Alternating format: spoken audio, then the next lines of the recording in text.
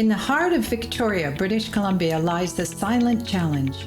Laws are being passed, affecting our health, housing, property, and human rights, with little or no public engagement. BC Town Halls 2024 was formed by people just like you. We're your neighbors, your family, your friends.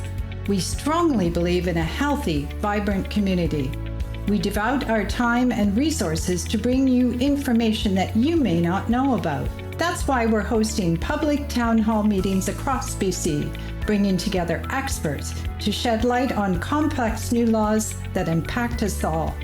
Our healthcare system is in a downward spiral which affects your well-being. What will happen if you or your loved ones need urgent, life-saving medical care? Housing issues, growing debt loads, government dictates, and there always seems to be some new emergency being declared. It can be overwhelming. The BC government recently passed laws that give the health minister sweeping powers over your healthcare. The Health Professions and Occupations Act dictates what doctors can and cannot do. They have introduced fines and possible jail time for health professionals that disagree with government policies. Since when did the government become your healthcare provider? Did you know that our public healthcare system can be controlled by foreign, unelected organizations? Then there's the topic of affordable housing and escalating rents. Who is making decisions on what and where new housing is developed? Local municipalities are being told by the provincial government that they no longer have a say in community planning, and the public will not have a voice either. Where are these ideas coming from and who is in control? Are your children safe? There was a time when we didn't fear for our children's future. What has changed and what can you do? At BC Town Halls 2024, we believe knowledge is power. You deserve to be fully informed. So we've invited elected and municipal officials, health professionals, and experts to help everyone gain a better understanding of the laws and regulations that are affecting your way of life. You can't say no to what you don't know. Come to a town hall near you. Visit our website at bctownhalls2024.ca. Find out how you can listen, ask questions, get answers.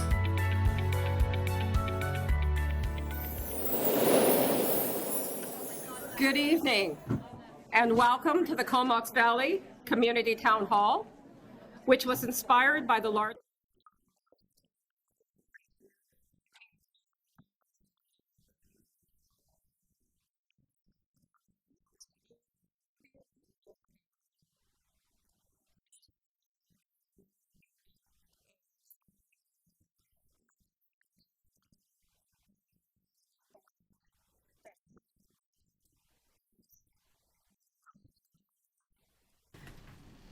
and easy to understand information available to all British Columbians and Canadians is key to the overall health of our society and the future prosperity of our province and its citizens. This then means that education is always one of the critical pieces to this end, but also even more importantly, when it falters away from this path. Having an educational background is part of the reason as to why I personally chose to be a part of the organizing committee for this citizen-led, non-partisan town hall event. Like many of you here tonight, I am very concerned about the recent direction taken for both BC and for Canada by our current governments, and the many problematic decisions made already, and particularly those yet to come, if we all continue down this path that has been set more recently. This is why I strongly believe that grassroots democracy is so important to the decision-making process, especially right now. So this must be encouraged, and that's why we're here. To do this, education is one of those pieces. For our town hall this evening, our presenters will be presenting some of the concerning and problematic BC legislation being passed without fulsome and transparent consultation from all British Columbians. And after each of our presenters present, we will have a short 1.5 hour question and answers, a time at the end once we've heard all the presenters. Firstly, to our presenters up here with me, Dr. Malthouse.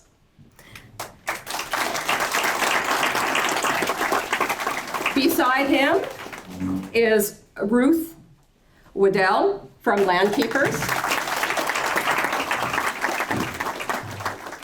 Beside Ruth is Jack McLeod, also from Landkeepers. Dr. Christoph Kind.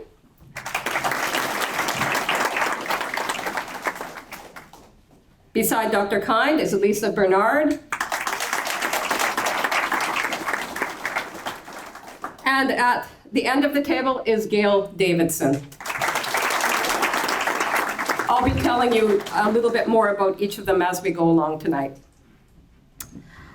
From all of our organizing committee, a huge thank you for your generous giving of your time and for your upcoming presentations this evening. Secondly, our organizing group sent out just over 70 individualized or personalized invites, which included federal, provincial, municipal, past, current, and candidates on Vancouver Island. Several BC health officers, Comox First Nation councillors, 2 of our farmers group executives, and the media. From those 70 invites, we received 8 regrets, extended from various politicians and officials, which included Rachel Blaney, Rona Ray Leonard, Kevin Falcon, Honorable Pam Alexis, who is the BC Minister of Agriculture and Food, the Honorable Andrew Mercier, who is the BC Minister of State for Sustainable Forestry Innovation, the Honorable the Honorable Bruce Ralston, who is the Ministry of Forests. We also received regrets from Cumberland Mayor Vicki Brown and Courtenay City Councillor Melanie McCullum. All indicated prior commitments. On a much more positive note from our invites, joining us this evening, starting at the north end of the island, is Aaron Gunn. Aaron, for those of you who may not know, is a Conservative federal candidate for North Island, Powell River, and Comox. We also have Dr. Anna Kindy, who is a Conservative BC candidate for the North Island. We also have Damon Scrace. And Damon is the Conservative BC provincial candidate for Comox Courtenay. And also joining us are Paul Jordan and Lynn Ross, and they are the Vancouver Island coordinators and central guidance team for CAPBC Community Awareness Project, as most of you know it as BC Town Halls 2024.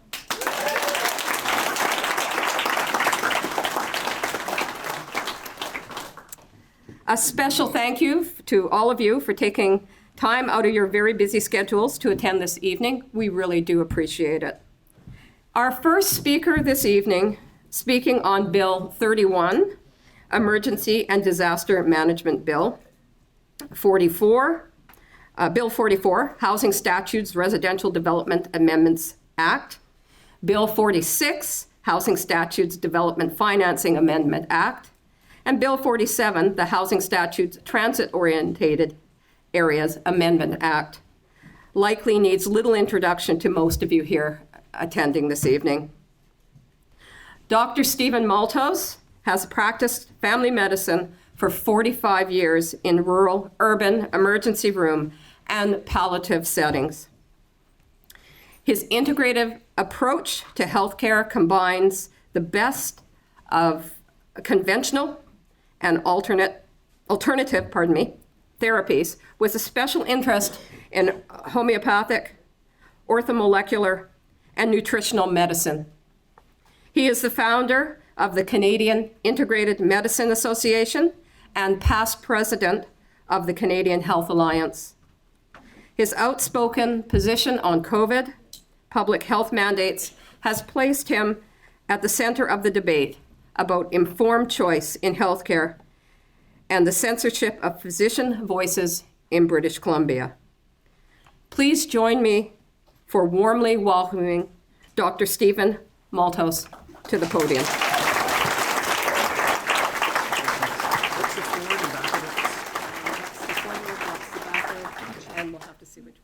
Okay. Good evening, everybody.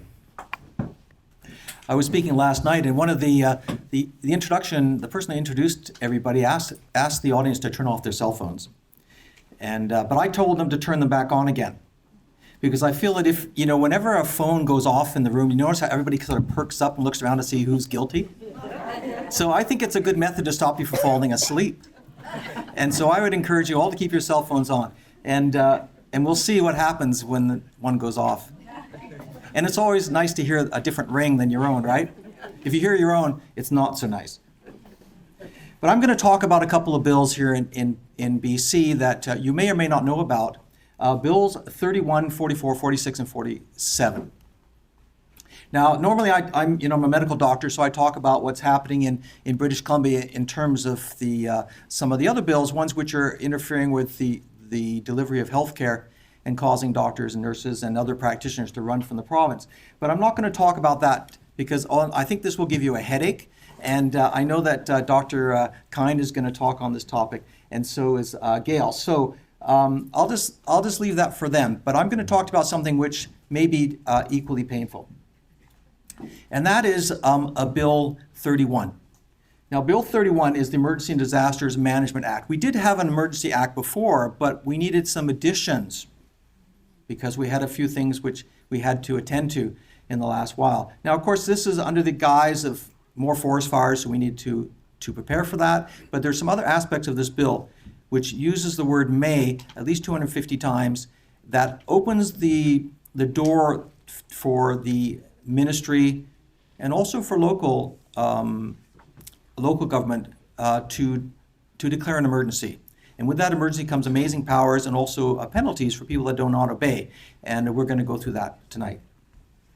So back in 2015, this emanated actually from a conference that was held in Japan. And this is the framework here. And you'll notice a few things. First of all, it was in 2015. So it's been in the process for a little while. They used the word build back better. And I'm sure you've heard this slogan before. And it was adopted by the United Nations back in 2015. Now, the updates to the Emergency Act include a few things, such as transmissible diseases, environmental toxins, security threats, terrorist activities, and we're going to see also climate change. But we have to ask ourselves, what are the reasons for this? And usually we see that type of political speak, which is that it's going to streamline the old acts. It's going to modernize it. It's going to make it more transparent or clarify it. And of course, these are things we've seen. I don't know about you, but I've seen these presented as reasons for having meeting after meeting and changing things that didn't need changing. So Bill 31, it requires that first of all, they have to consult with Indigenous governing bodies. So that means that a lot of things may be stopped without having that consultation in place. And we recently had an issue with regard to that control of the land, and it was backed up. Now, the other thing that I mentioned is that this has included the possibility of declaring an emergency based on climate change. And we all probably have slightly different positions on what climate change is about, but it could be the threat of climate change that could be used here.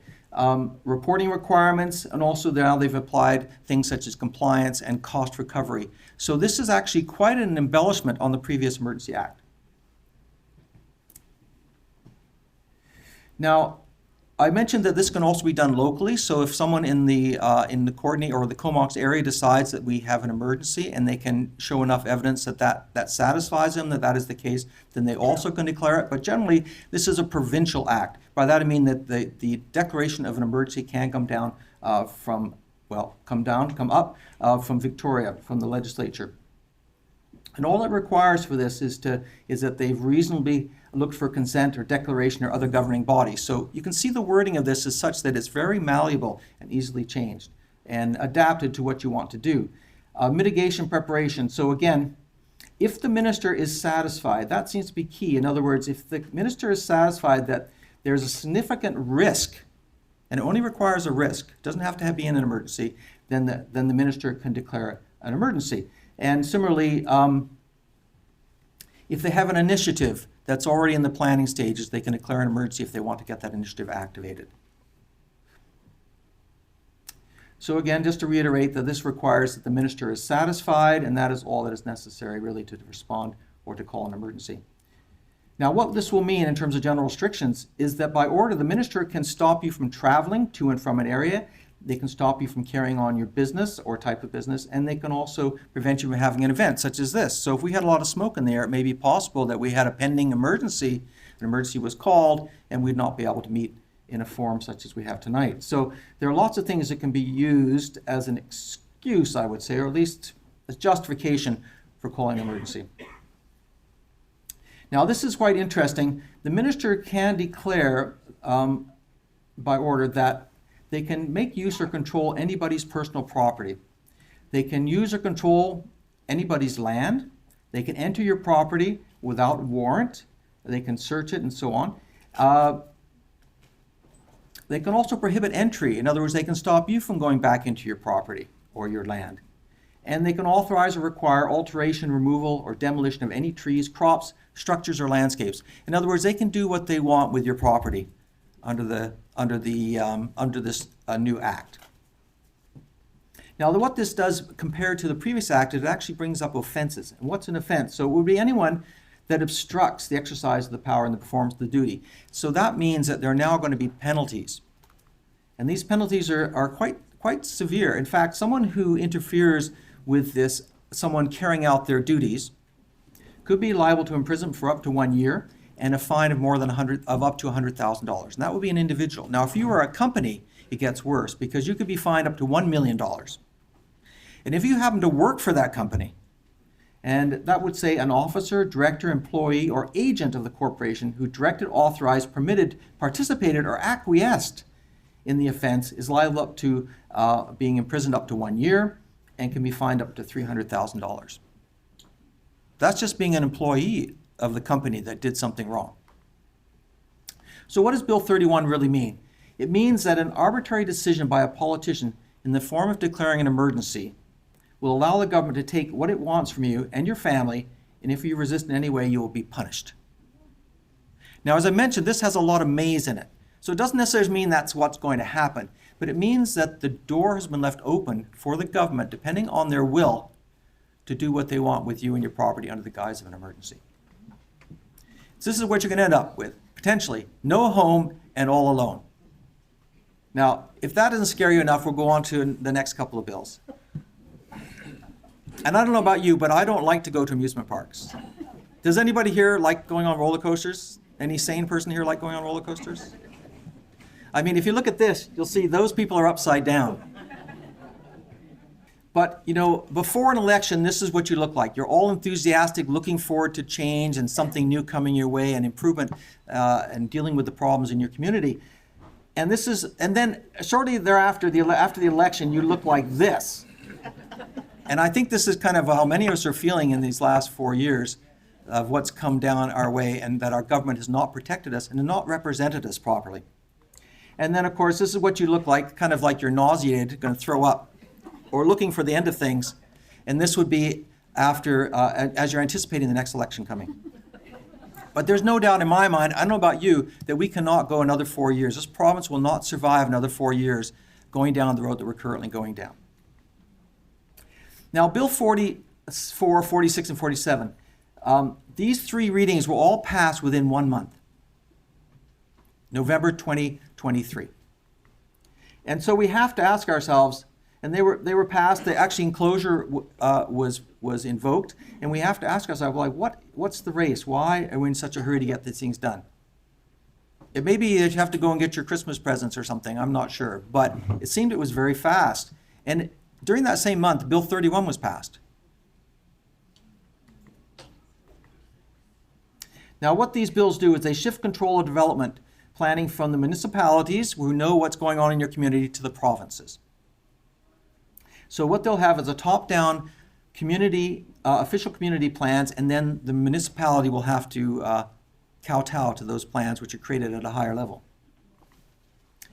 Now, they did an FOI was gotten, which a Freedom of Information Act request, which showed that the minister here was not really relying upon experts to come down with this. What they had was a small group of lobbyists, industrial lobbyists, one academic, and a handful of activists who wanted housing.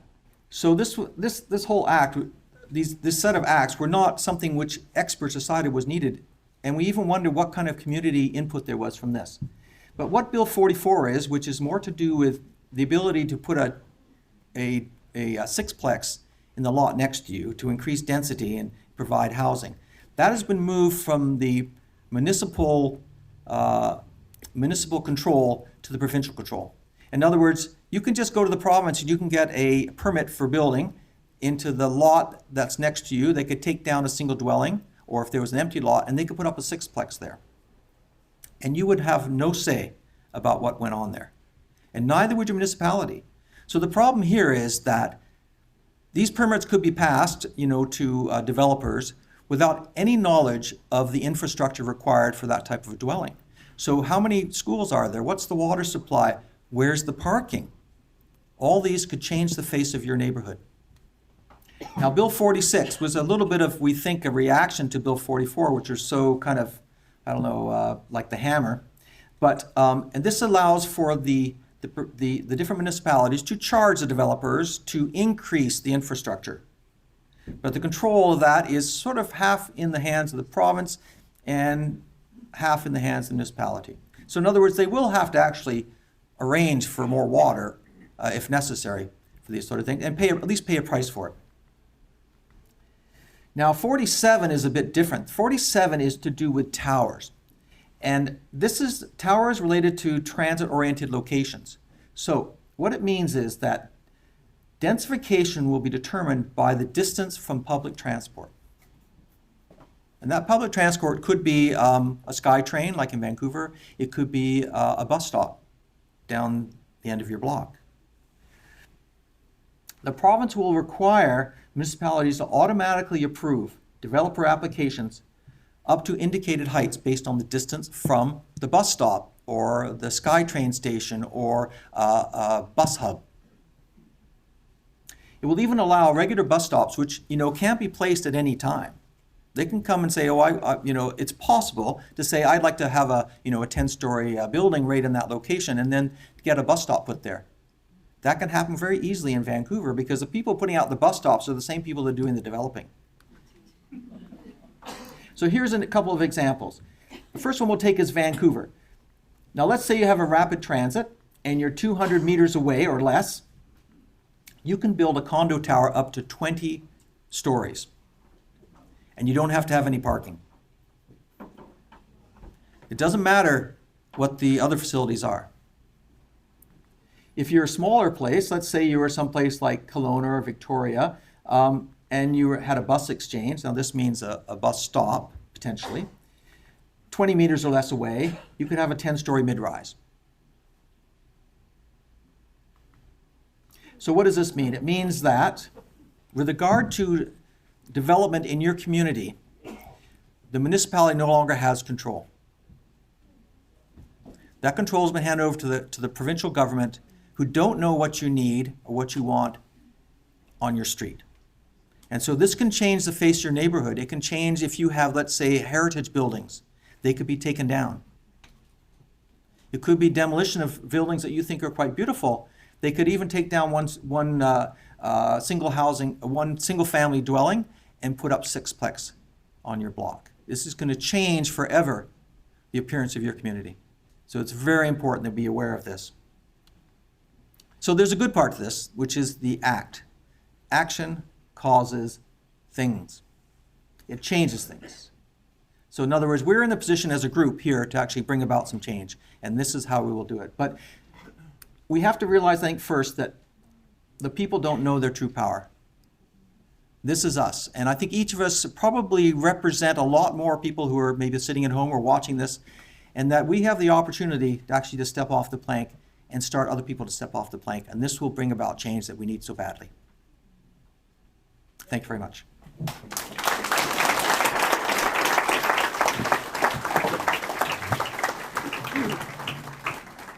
Thank you, Dr. Malthouse, for sharing your perspectives on Bill 44, 46, and 47. I'm sure it will bring about many questions from the floor. Again, a reminder to the audience, once you have a question written, please pass along to the outside of the aisles so our volunteers can quietly pick them up.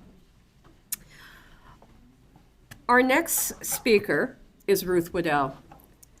Ruth currently resides in the Cowichan Valley and has noticed similarities between the Cowichan Valley and the Comox Valley, as well as between the Cocosila and Tsolum rivers. Ruth graduated from nursing in 1976 and worked in most areas of practice. Over the years, Ruth returned to university, and in 2000 graduated with her BSN, turning her practice to being research-driven. Ruth's nursing practice worked to combine empathetic, personal interaction and listening skills, and critical thinking in order to co-create effective plans of care with patients. In December of 2023, Ruth retired from direct care to continue the community work that she was already involved in. Ruth's present focus is the support and advocacy of farmers and landowners through the Landkeepers Society. Ruth approaches this work through a large picture lens. She looks for patterns locally and in areas beyond the local. Ruth sees patterns emerging that she considers to be unsettling. Common global concerns are being shared and evaluated on a local level. Ruth's research has found that many global issues are being woven into local policy without the knowledge and approval of local citizens. Local land ownership, farming, and food security are all under threat. To note, the Cowichan Valley has a large group of concerned citizens that are making every attempt to inform the public about the multiple issues emerging that will have a profound effect on all of our lives. Ruth believes that the sharing of information is essential to educate and inform. Today, Ruth is honored to speak to water security, specifically the Water Sustainability Act and the Tsolum River Watershed. At this time, please join me in welcoming Ruth Waddell and a little later, Jack McLeod, both from Landkeepers Society, to the podium.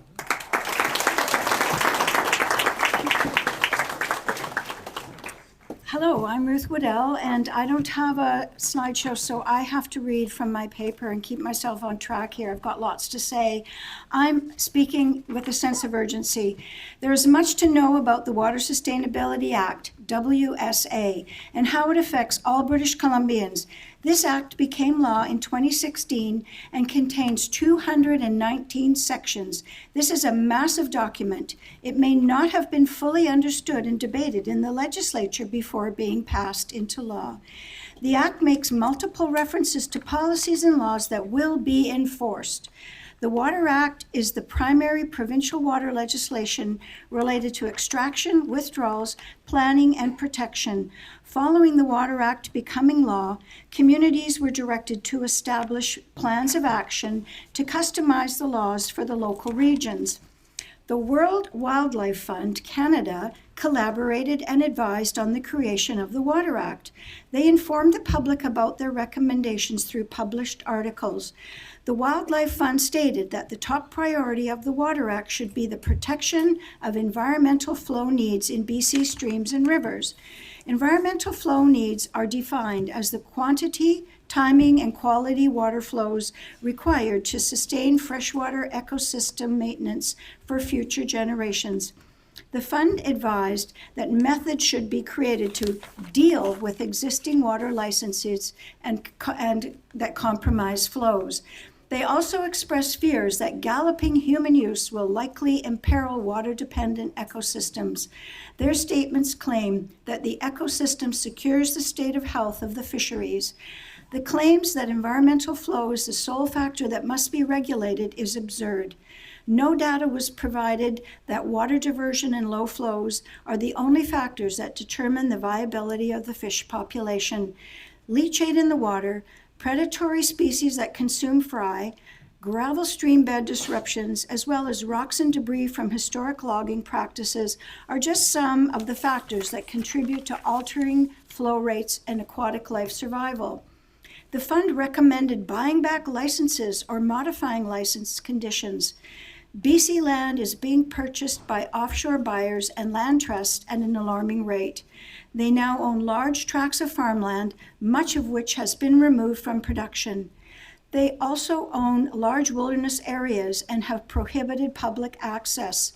The fund demanded that the BC government act urgently because of the impacts of climate change. They urged tough regulations be created for those accessing water resources. New terms of reference have been created. Groundwater now includes aquifers, so there's no distinction between the two systems. The fund document focuses on fish resources, quality of drinking water, recreational use, and cultural value. Their documents rarely refer to farming, livestock, or other industrial uses. The fund is a political activist organization that focuses on environmental and wildlife concerns. They are not scientific or research-based. The fund is a UN affiliate. They also are working closely with the World Economic Forum and the central banks to develop a nature-positive economic roadmap. The fund proposals were submitted to the BC government, and many of them were incorporated into the Water Act. In 2013, the fund released a summary of their support for the new act. They referred to themselves in the title, Top 10 Reasons Why We Need a New BC Water Act. They are an unelected globalist organization based in Geneva, Switzerland that portrays themselves as if they are BC citizens. This report claims there is a lack of monitoring stations, which causes a gap in the reporting of water use. They recommend all water users be required to supply reports to show their water consumption and submit annual compliance reports. They recommend that stakeholder organizations establish water boards in all regions and they be fully funded. They advise water use rates be increased to partly fund implementation of the Act. The fund stated that the Water Act needed to also clarify Aboriginal rights to water resources, as well as the need to incorporate their traditional ecological knowledge into all decision-making. A recent document written by Kathleen Goulison informs the BC public that all Canadian water law is limited by pre-existing water rights. In 2016, Canada officially adopted the United Nations Declaration of the Rights of Indigenous People. BC is the first province to make this into law. The BC Act is called the Declaration of the Rights of Indigenous People Act, or DRIPA. This law presents the basis of the legal challenge that may force courts to deny or admit that Indigenous people were clearly the first users of water resources in BC.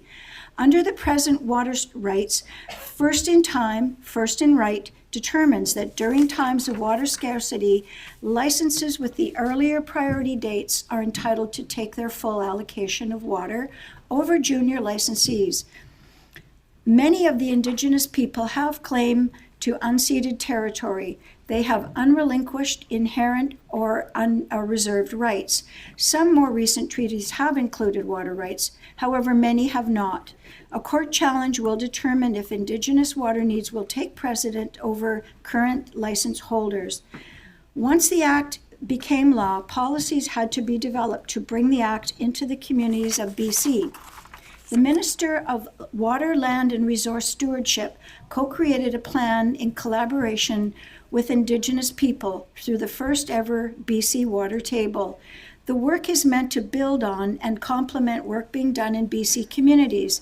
It's called the Watershed Security Strategy and Fund Intentions Paper. The paper states the firm position that Indigenous rights are priority rights. The Water Act does not state this, but this document affirms that the water rights issue may be resolved through legislation rather than through the courts. Strategies in the paper include watershed planning and management must be informed by Indigenous priorities, knowledge, values, and wisdom. Economic trade-offs are within the scope of the strategy, which could impact logging, mining, farming, and other activities in order to rehabilitate the natural watershed environments. The plan recommends empowering Indigenous people to trigger water management tools, such as fish protection orders. Tensions will certainly occur if this happens. The plan recommends changes in the Freedom of Information Act to protect Indigenous knowledge. These changes will prohibit public access to confidential historical and cultural Indigenous knowledge, which may have been used to create policy. Now I'm going to move on to speaking directly about the Tsolum River watershed. A two-part Tsolum River watershed agricultural plan was completed in 2021. This plan developed to determine policy for the future comprehensive watershed plan. A planning advisory committee was formed that included representation from all levels of government, the Comox First Nations, local farmers, and Timber West Forestry Company. Phase 1 was managed by Elucidate Consulting, who states they provided support in the assessment of water supply and demand. I was unable to locate any evidence that an inventory of water resources has ever been completed. Aquifers are multi-layered, overlapping, and often serve more than one watershed. Without data on water resources, a model was used based on climate change predictions. This model predicted water need for farmland presently in use would be 139% more by 2050. If more farmland is put into production, the water needs could increase by 563%. The study reports that the Tsolum watershed produces $18.5 million worth of agricultural products annually, and approximately 800 people are employed. Producers spend $14 million in annual production costs. Consumers are aware of the benefits of eating locally grown products, and Comox Valley has one of the most favorable growing climates in the country, with a significant amount of land that can still be placed into production. Their recommendations include develop a water budget to identify available ground and surface water volumes, identify areas of groundwater to surface water connectivity. These are the two most important actions that should have been done urgently to determine which sources affect the Tsolum River and to inventory all watershed ground sources to determine environmental flow needs accurately. At the time of the release of the report, there were 11 organizations developing the watershed plan. I have not been able to locate any reports on their progress. This plan reports that river restoration projects have been ongoing since 2016. Local residents may have knowledge about this work. I was not able to find any reports of progress and how these projects were improving the health of the Tsolum River. The plan recommends rainwater management, but no methods were suggested. It also recommends management of development and construction activities to prevent further sediment loading. I believe that the forest industry may be forced to change practices that were not addressed when water management was the responsibility of the Ministry of Forests. The plan says that owners of private rural agricultural landscapes are encouraged to provide public access. I suspect multiple problems would arise, and no explanation was given for this recommendation. Another proposal is that an inventory of present land use be completed and an assessment of the built environment be done. The purpose is to identify lands and structures that may require mitigation to support environmental health and climate resilience. Owners may be required to make costly alterations at their own expense. In Cowichan, there has been an increasing number of reports of drones flying over properties, followed by visits from bylaw officers and enforcers. They often claim to be responding to a complaint. Some land may be identified as fragile and at risk for climate change damage. The owner may be forced to abandon the land. Such measures are termed managed retreat, where land is deemed prone to flooding and rising sea level from climate change. The shift of focus is from food security to sustainable economic development based on regional natural resources. I suspect with the creation of agricultural economic development branches at all levels of government, there's an anticipation as private land is put up for sale or abandoned, investors and developers will be waiting for the opportunity to purchase their property. Phase 2 report begins with land acknowledgements and a statement that the watershed land is unceded and that the CVRD is committed to aligning its governance, management, and policy development with DRIPA. The report states that Comox Nation is one of the 3 levels of government with rights related to water and land, protected through the Canadian Constitution. The report states that chart shows that the water cycle as presently known has no indication that aquifers are being recharged. To date, there has been no studies done to prove this, and no documentation was supplied. It also claims that streams and aquifers in the Tsolum River are connected in spite of previous claims that the studies have not been done. Climate models for the years 1981 to 2021 predict flows will continue to decrease due to climate change and predicts that models likely underestimate the future risks to aquatic life. The plan suggests that watershed health can be achieved in part by restoring wetland properties as well as by improved forestry practices that would increase water storage on forestry lands. They also advise that a specific governance service be established to oversee all aspects of watershed management.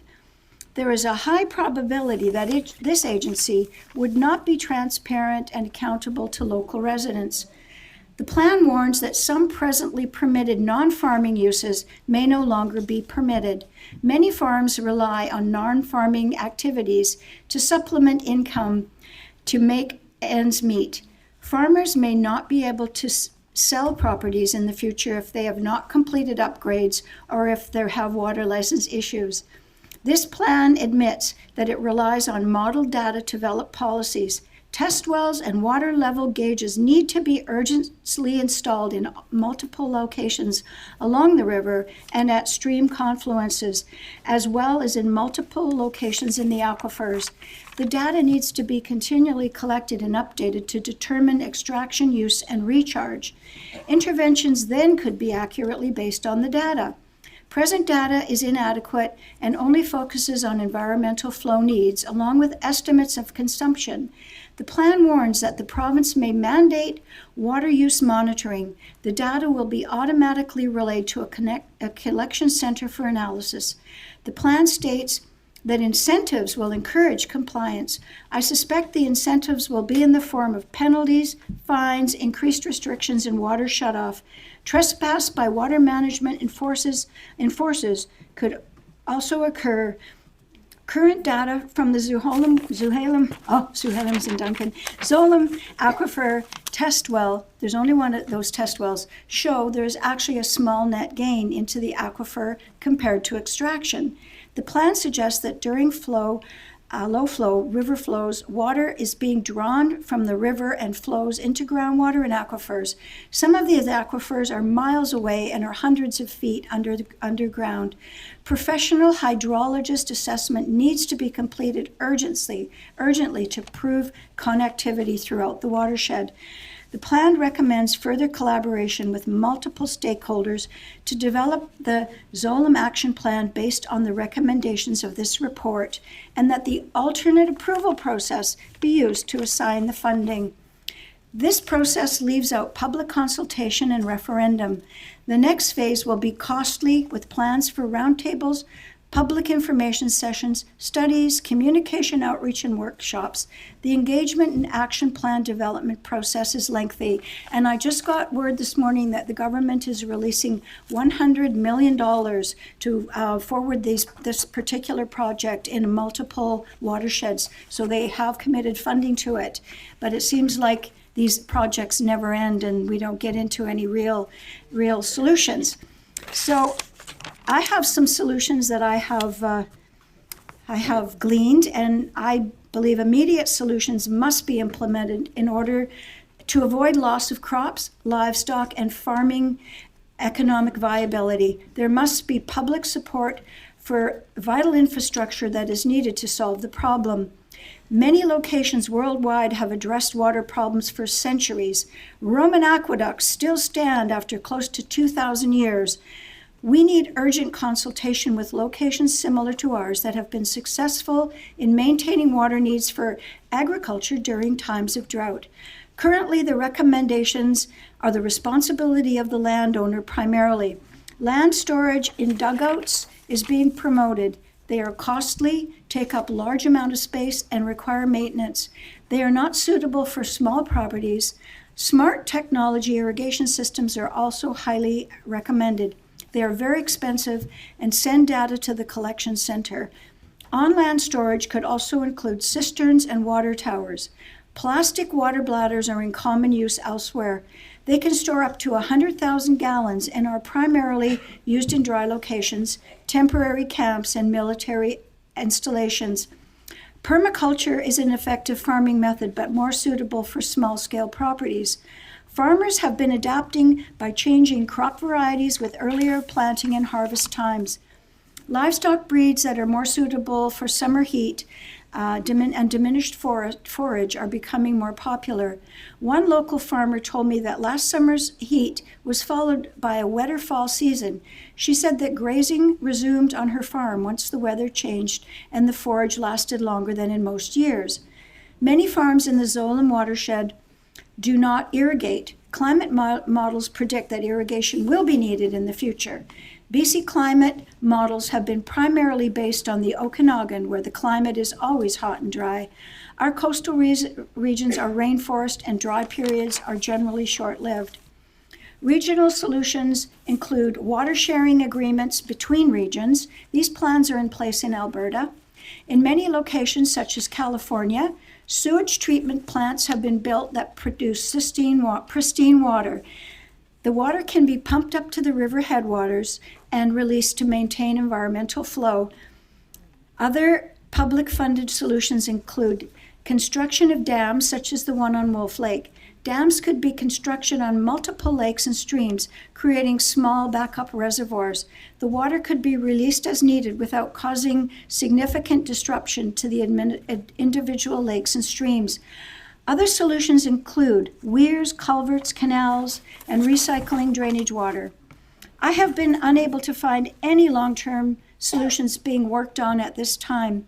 Money is available for increased bureaucrats, water enforcement officers, vehicle and equipment. Fund needs to be urgently given to solutions that will relieve the immediate drought crisis. Agriculture must be seen as a priority. The industry and food security has been neglected for too long. Farmers in BC are in crisis. There is a provincial election coming up in October. Please meet all your local candidates and ask them what is their plan for the future of agriculture in British Columbia. The federal government is also challenging farmers across BC and Canada. The Commissioner of Environment and Sustainable Development, Jerry DeMarco, recently blamed farmers for not meeting carbon emission goals. Ontario grain farmer Jeff Harrison highlighted the mental health challenges that arise for setting impossible targets and casting farmers as an environmental problem. For farmers, the challenges are multiple and overwhelming. Thank you.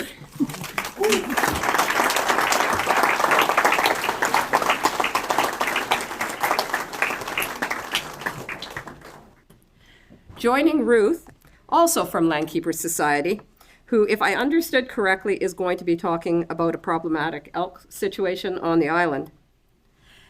Daniel Jack McLeod has owned and operated hauling transport businesses for over 40 years. The last 25 years specializing in waste management and recycling. Jack designed and built innovative equipment for the waste management industry that is used widely throughout North America today.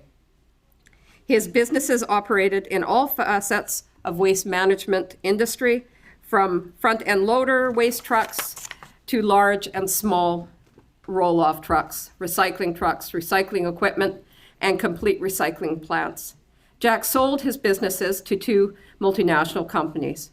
But after retiring in 2010, Jack served as a project manager for Nevada Shredders, Inc. in the US, where he specialized in structural steel manufacturing and insulation in the construction of a number of large recycling projects throughout the United States. A few years later, he re-entered the waste business, once again, when he designed, built, and operated a liquid waste disposal company dealing with wastewater in the oil fields of Alberta. The project was very successful.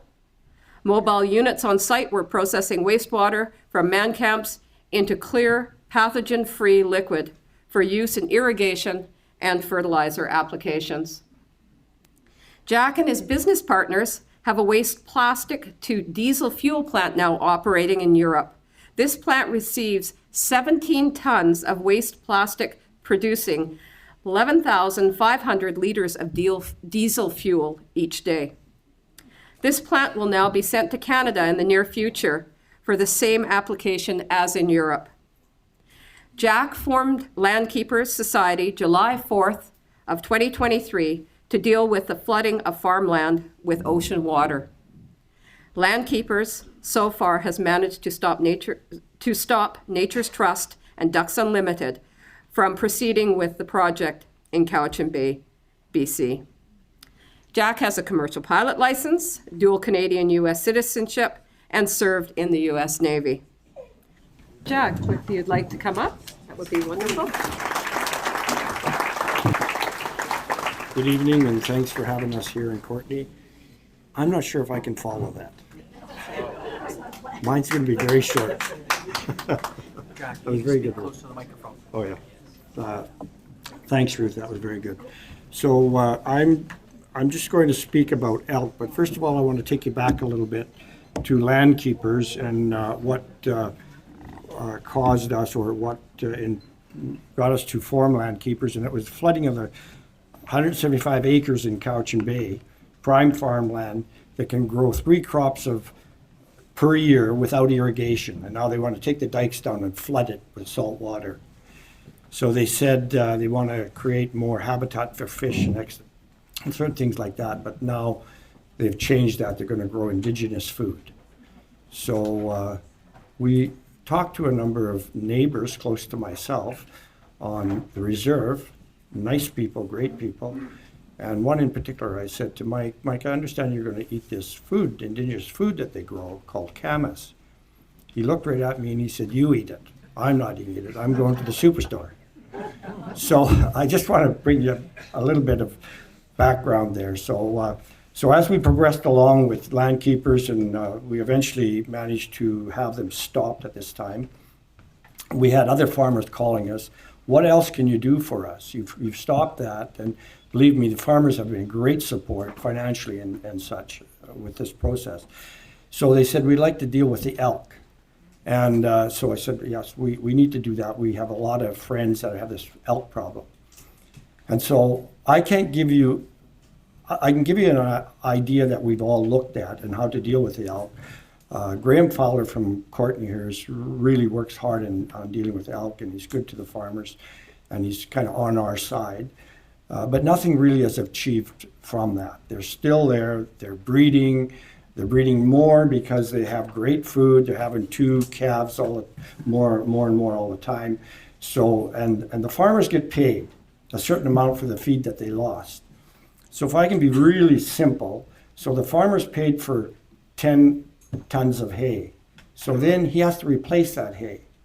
He can't buy it on the island because there's not enough hay. So he now has to go to Washington and buy the the same amount of hay, but he can only get 5 tons of hay for the price of 10 tons that he was paid. So he's short 5 tons of hay that he has to find somewhere else and get his own money. So as we thought about this a lot, we said, okay, there must be a solution, because remember, elk are pretty, they're nice, and lots of people like it, like the elk. So we have to satisfy them, we have to satisfy the farmer.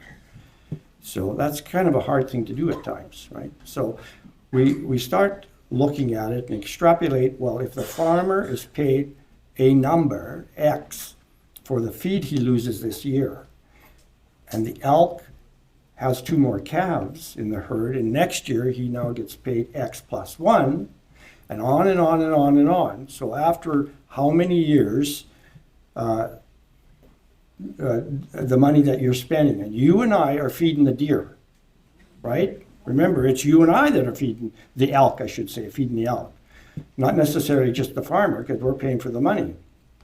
So if you approach it and go to the government, say, and we've made some inroads now, put up the fences. You fund the fences, because in a short period of time, if you extrapolate that cost of their feeding the elk, you will have the fences paid, the people will love the elk, they're behind their fences, and the farmer will be quite good not having his feed eaten. So that's sort of the thing. So really what I've been looking for, and I haven't put all the figures together, I'm just giving you a general idea, is that I don't have all the numbers. The number of farmers are going to give me the numbers. I need those numbers to put the package together. So when I go to the government, I actually have good numbers. Now, I think Graham has a problem. You know, he kind of works for the government in a sense. He's contracted or whatever. So we can be a little bit harsher than Graham perhaps can be, and we will be a little bit harsher. So that's what the approach we're taking for the elk problem. Thank you so much.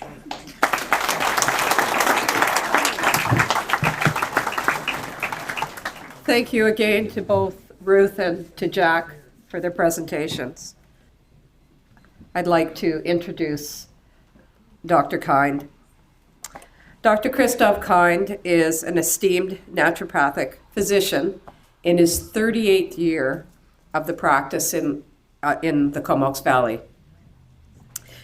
He holds true to the philosophy and practice of naturopathic medicine as taught by his elders. He supports the body's natural healing ability using both the simple and the traditional. Nature cure and hydrotherapy, alongside a broad range of advanced interventional modalities in treating acute and complex chronic disease. Today, Dr. Kind will be speaking about Bill 36, and at this time, I'd like to warmly welcome Dr. Kind to the podium.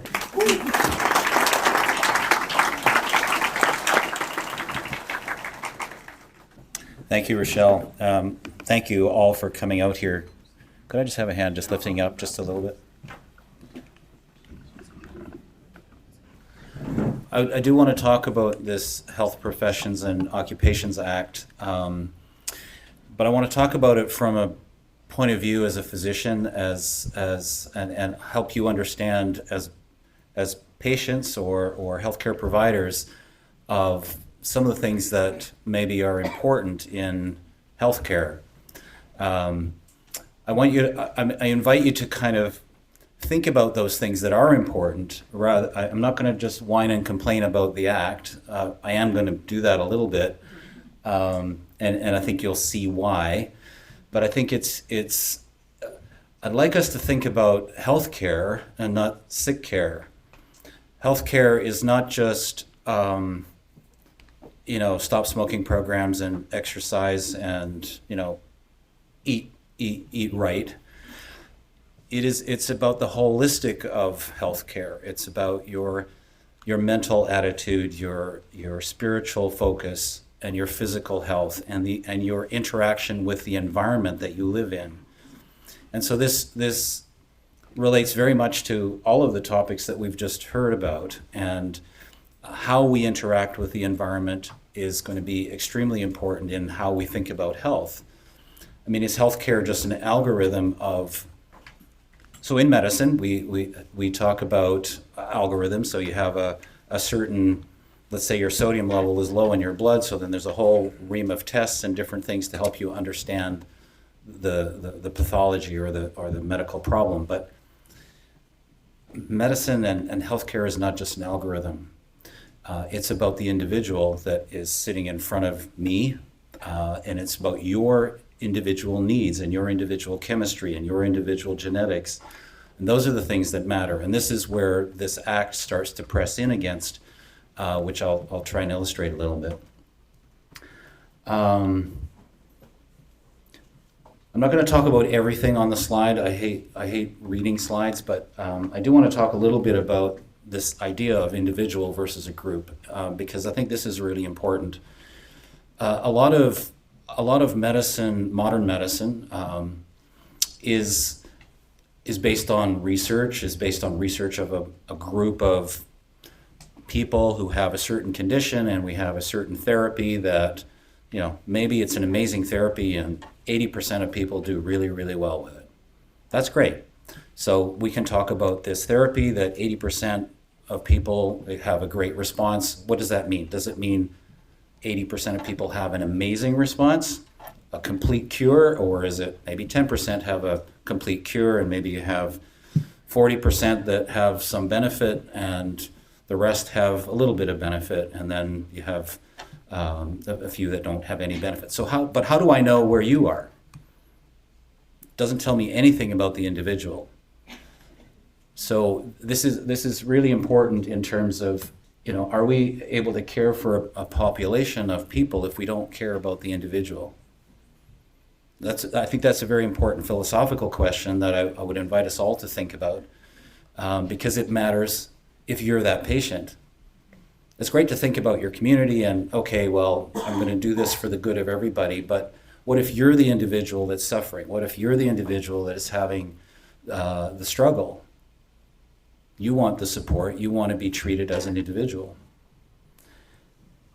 The blindness of the trolley problem. Are some of you familiar with this trolley problem? The trolley problem is a philosophical exercise of if you're in control of a switch on a railway station and there's 5 people strapped to the rail tracks on one curve of the track, and you can switch it either way, and there's one person that's strapped to the other side of the tracks. And so what do? Are you going to pull the lever because the train is coming down the tracks? One of the challenges and the problems with this idea is that it limits you to 2 choices, when maybe there's a whole lot of choices. First of all, how did this happen? How do we have 6 people on the track now that are strapped to the track? What's happening with the train? Is you pulling the switch the only option? Can you stop the train? Can you undo somebody that's on the track? So it kind of leads you to this false idea that sacrificing an individual is for the greater good. What if you're that individual? What is an appropriate amount of people to murder? Is it 1? Is it 10? So I'm just asking you to think about these questions, because we have just come through a whole situation of let's do things for the greater good, but what does that really mean? Unfortunately, that is an idea that is completely adulterated by totalitarian ideals, because you can then forget about the individual. We are all individuals. So when it comes to us, I want us to think about those things. Kurt Gödel, if you haven't heard of him, is actually a very brilliant physicist, and in the 1930s he developed this idea of what's called the incompleteness theorem. I think there's 2 parts to it. It basically means that any formal system of evaluation misses knowledge. He proved mathematically that you can't prove everything mathematically, basically. And so it invites this idea that maybe there are things that are knowable that you can't prove. at least maybe not yet. So it kind of goes to this idea of where we're going with AI, and my comment about, is medicine just an algorithm? Is your health just an algorithm? Do you want to be treated as an individual or as some endpoint in an algorithm? Certainly we have a crisis in our healthcare, and it just keeps getting worse. We have nurses that are overworked, nurses that are burnt out. Nurses are the ones that kind of keep everything going, basically. We have family doctors who, they're the gatekeepers, so how you can go see a specialist or get specialty care. Family doctors are completely burnt out, and the whole burden of healthcare kind of falls on their shoulders, and you can't get to see a family doctor. And this was even a few years ago, there were over 1 million people in British Columbia that do not have a family doctor. It's probably worse now. Many family doctors have stopped practicing. I know a number of them, or they've moved to other provinces or taken other jobs. Wait times are increasing, and basically what's happening is everybody's suffering. I'm going to go a little faster here. So this HPOA Act was passed some time ago, and this is a regulation of an act that purports to regulate the practice of every healthcare profession in British Columbia. Naturopathic physicians, medical doctors, nurses, dentists, massage therapists, acupuncturists, etc. And the biggest problem with this act, I mean, there are many big problems, and Gail is going to talk about some of that, but the biggest problem is that most of it wasn't even discussed. Again, like Dr. Malthouse talked about with these housing and emergency acts, all of this was passed by closure, which means that no full debate. At some point, the government decides that, okay, we're done debate, now we're going to have a vote, and because you have a majority, it gets passed.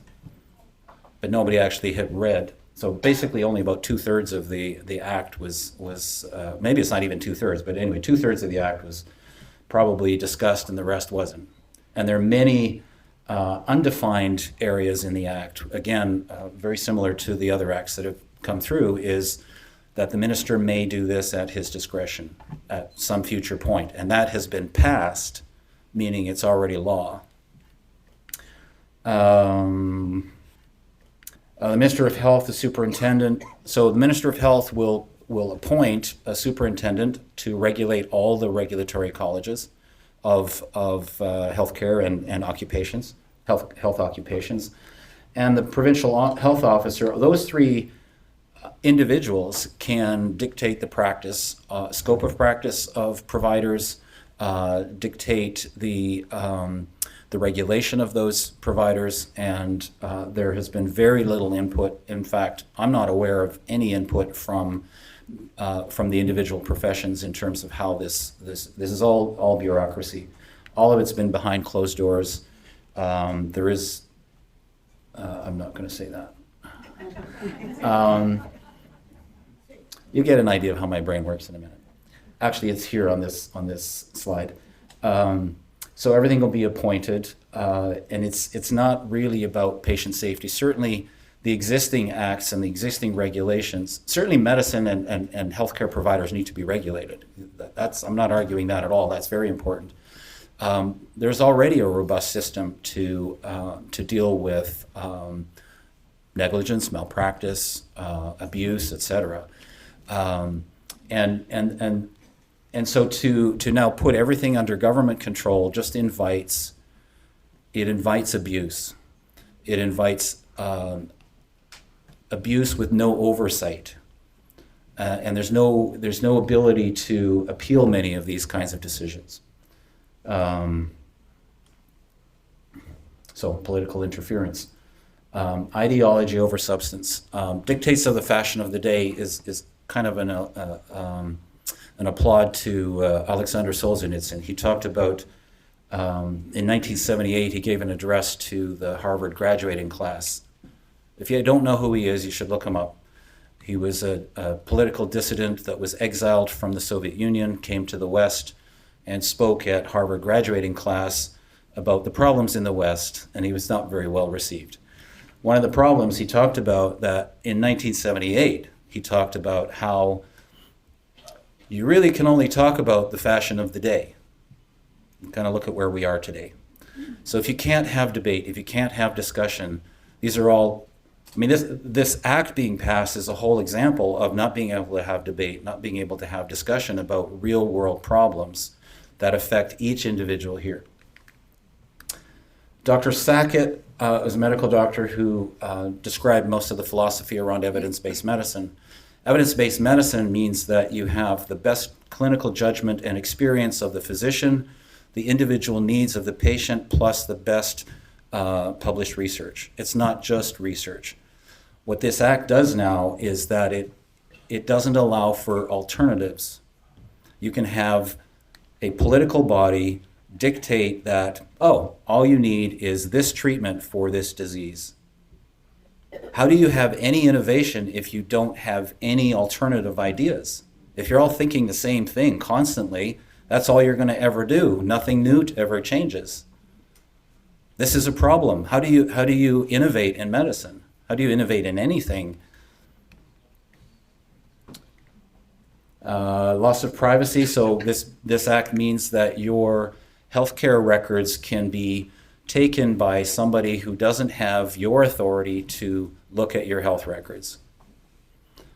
The physician doesn't have to be involved either. The physician can be excluded from the clinic. An investigator can come in for any apparent reason that they have that you don't even know about. And it could be just a risk of a problem, or it could be a thought that maybe it's like these crimes that you get punished for before they actually happen, because you might be the one that actually decides to do this. Misinformation means if I start talking about an alternative that is not the political fashion of the day, I can be jailed, I can be fined, and charged with misinformation, which is actually not defined in the Act. So I can be charged with a crime that I don't even know that I committed until after the fact. That's a problem. So it certainly changes the doctor-patient relationship. If I'm not free to talk about all of what our relationship is and what your individual needs are, you're going to get my political opinion. How am I going to give you a realistic idea of, we talk about informed consent. Actually, I'm going to get to that. Let me sort of sum up. I'm sorry that I'm a bit rushed here, but I want to make sure that we think about all of these things, not just, oh, this is a terrible act, let's get rid of the act, but why? And these are the kinds of things that I want you to take to your MLA, take to your doctor, take to your healthcare provider, talk to them. They need to know what you want. That's really important. So it's my duty to report on a colleague if I think they're providing misinformation. Because if I don't, I can be charged for not doing that. That's a problem. We're talking about the Stasi now. So this is another reason why there's a shortage of healthcare workers. Who wants to come and work in British Columbia when you have a situation like this? Why would you? Now, I'm not going anywhere. I don't want to go to jail. But what are you going to do when your doctor leaves? Some of you have probably already experienced that. What do? Or people get cut off the list because now the new doctor can't take care of all the patients that were from the previous doctor. It's about the group, not about the individual anymore. So these are just questions I invite you to think about, because these are the very issues that we've been going through in the last 4 years. What does it mean that doctor is teacher? Well, docere means doctor. It's doctor is teacher. So I am, as a physician, and not just as a physician, but any healthcare provider is going to educate you at the same time. If you can be educated, then you know how to look after yourself. It's not just Guru Dr. Kind said, you know, do this. It's, oh, I thought maybe somebody cut my mic off because I was talking too long. But Ellen wouldn't do that. Thank you, Ellen. Yeah, so think about these different kinds of things. And what is alternative medicine really? What I mean by that is this, going back to this idea of if we don't think of anything different, we're just going to keep doing the same things over and over again. Anyway, thank you for listening. I'm glad to see all of you here.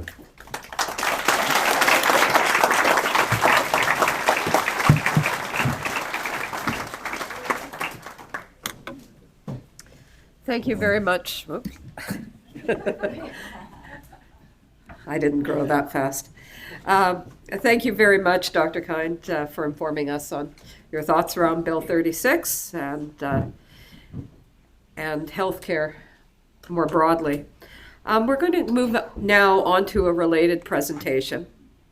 And Lisa Bernard was a registered nurse for 31 years. She was a nurse specialized and certified in wound, ostomy, and continence, maggot debridement, am I saying that right? And electrical stimulation for wound care. She was a clinical nurse leader, chair and co-chair of regional and provincial committees, clinical nurse educator in multiple programs, regional IV, PICC insertion nurse, Vancouver Community College, and was a nurse coordinator in the BC Provincial Spinal Cord Injury Wound Program. She has worked in acute, surgical, home care, and rehab care. She has been a guest speaker locally, nationally, and internationally, co-author of a quality improvement project that was a featured article in the NSWOC Journal, which is part of the journal for the nurse specialized in wound, ostomy, and continence, and has become part of the syllabus for the NSWOC, Education in Continence. She developed and implemented from inception a never-before wound program in a community hospital. She has expansive knowledge and workings of healthcare in BC, from working in 4 health authorities, Vancouver, Providence, Fraser, and Vancouver Island. Today, Lisa will be speaking about the current situation of terminated nurses in British Columbia. Please join me in warmly welcoming Lisa Bernard to the podium.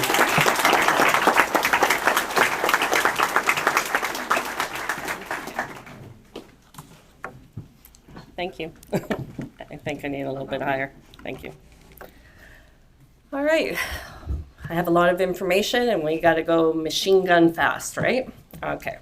So all these slides will be posted on BC Town Hall. There are links to some of the information I will be giving you.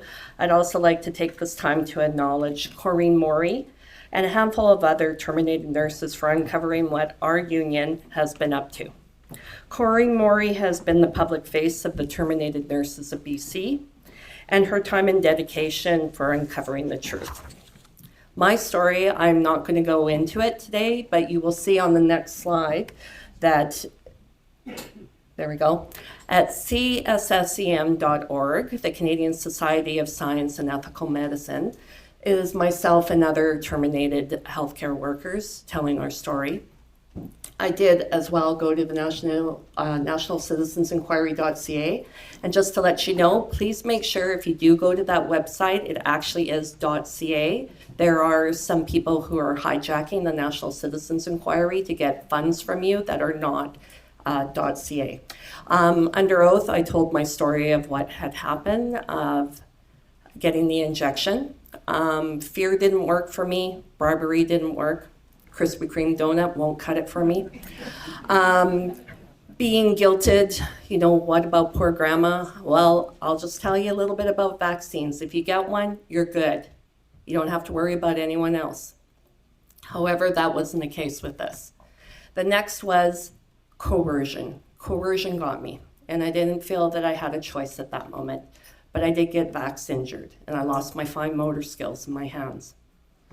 So at that point, I wasn't willing to sacrifice any more of my health for my job, and I uprooted my life from Victoria and came to a place where I could afford and to heal myself naturally with good food that I grew myself. And I am a student in herbology because I knew there was something more than the allopathic medicine. There is a place for allopathic medicine, but it is only over 100 years old.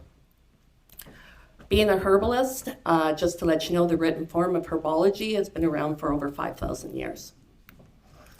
So in a nutshell, I had the genetic bioweapon. I suffered a back injury, and I wasn't able to talk to anyone about that, and I wasn't able to do anything about it. I did go on post-traumatic stress disorder, and I was harassed by my employer on a weekly basis. In so much where my own family doctor had to send them a letter to not contact me because it sent my healing back.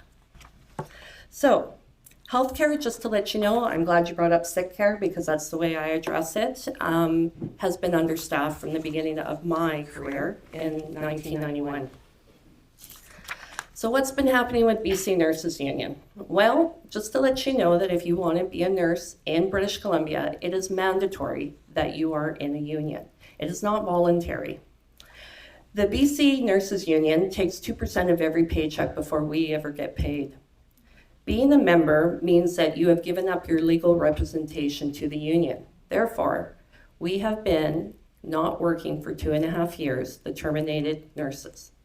We have no option except to go through the union process, and they have been holding us in a holding pattern, and there is nothing that we can do at the moment. The Canadian unions are allowed to work as a non-profit organization, and what does that mean? Well, it means that they can move large sums of money, and they do not have to file or declare taxes. The two ways to address the union problem is make union membership voluntary and to change the laws so that unions are not a non-profit organization, which will have total transparency to see the transactions that are happening.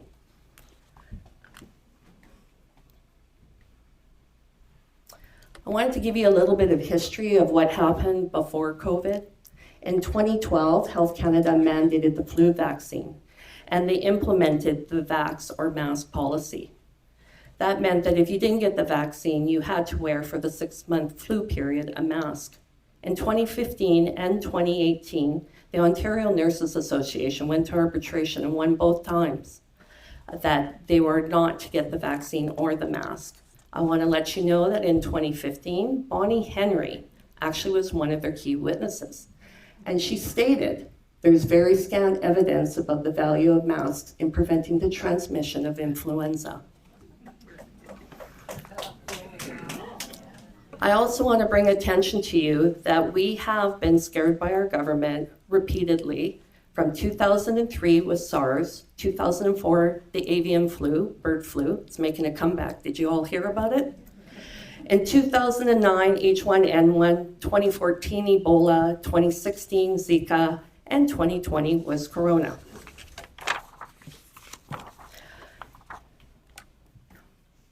So what happened with BCNU was in December of 2019, we actually won an amendment to the vaccine or mask policy, which stated that the professional judgment of nurses will be respected through an agreement with the Health Employers Association of BC and to amend the mandatory flu vaccine policy.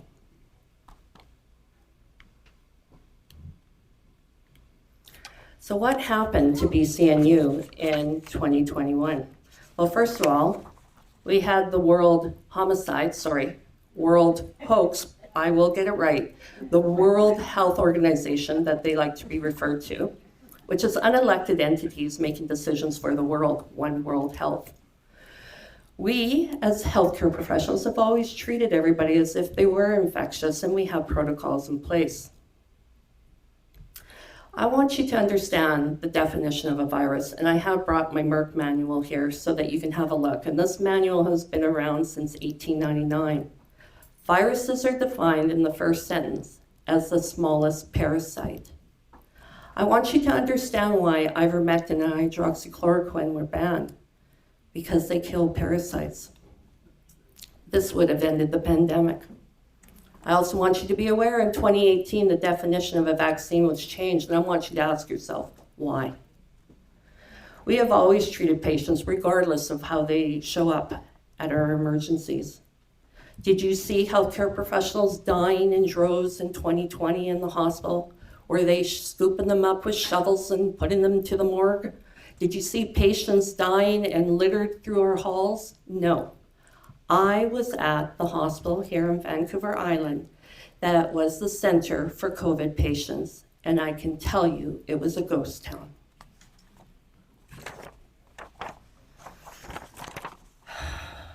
Sorry, it still affects me. In 2021, when healthcare professionals were mandated, it wasn't a law then, they were mandated, our president had said, please do not do this because we may actually lose more nurses and we will have a greater nursing shortage. She resigned a week later from that statement. Was she on her own accord or was she forced?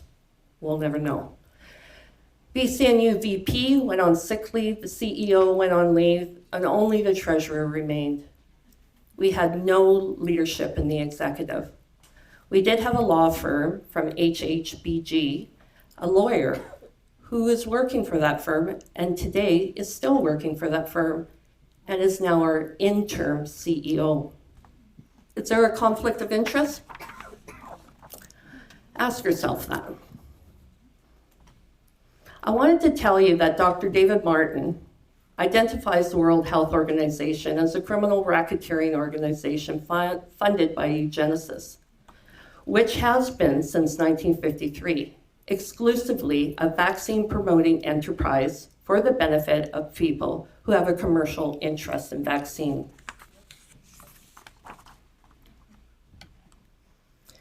So, Dr. Bonnie Henry in 2021 said that unvaccinated workers must not work. The Health Employers Association of BC took it a step further. They actually terminated. That isn't what she said, but they did it anyways. This was a direct violation of employment law, a violation of our collective agreement, and a violation of that amendment to the group policy of vax or masks that we had won in 2019. Follow the money in BCNU. So BCNU has a defense fund when nurses go on strike. Just to let you know, we last went on strike in 2006. We were the only healthcare professional at that point that were mandatory to do overtime. Our policy was to have 25 million, but at this time we had $70 million. We also had another fund from the BC government that put 1% of the money into a fund that has $475 million. There was a one-time payment for the nurses, retired nurses, to get $500 in 2023. So over $500 million is unaccounted for. But there's still more trails to follow. Follow the money. The NDP government gave BCNU in 2023 $100 million, and in 2024 $200 million. 2025 will be $250 million. In 2026, there'll be $300 million ongoing. Is there a problem here where the union gets more money from the government than from its own members? Why do you think the NDP government is giving the union so much money? That's our taxpayer money. Are you getting better service? Are you getting access to GPs? Are your ERs staying open? So, I want to let you know that when those nurses were terminated, none of them could collect employment insurance. I paid into that since I was 15. I could not get that. Our grievance process is stalled. We are stuck between step 2 and step 3. We were supposed to have arbitration in March 20th in 2024. We were not allowed to witness it. We were not allowed to have expert witness. Dr. Stephen Pellick had offered his service free of charge. They did not contact him. We don't know the outcomes of it. But we're told, oh, it happened, but we have nothing to tell you about it.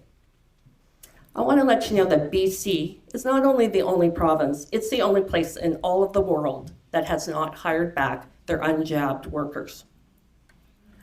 So you're going to hear the NDP saying, well, we're giving all this money for the nurses to do nurse-patient ratios. I'm just letting you know, we have always done nurse-patient ratios. This is nothing new.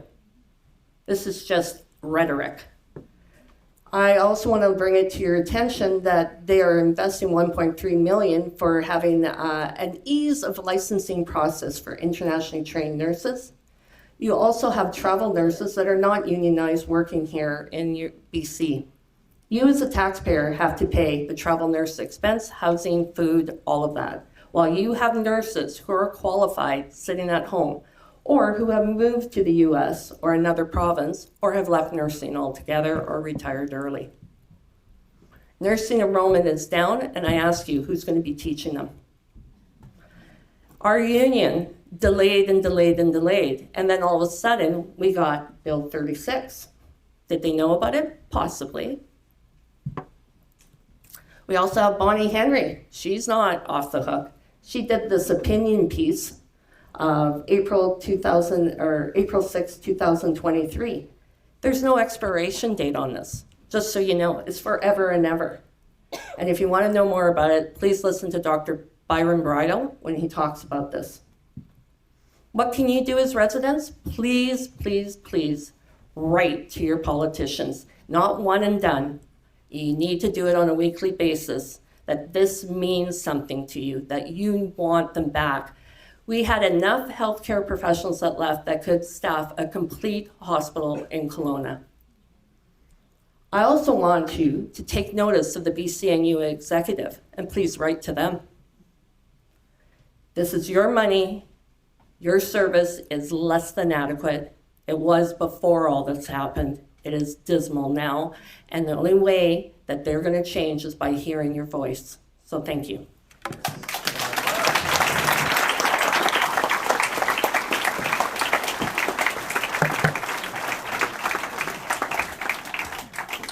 Thank you, Lisa.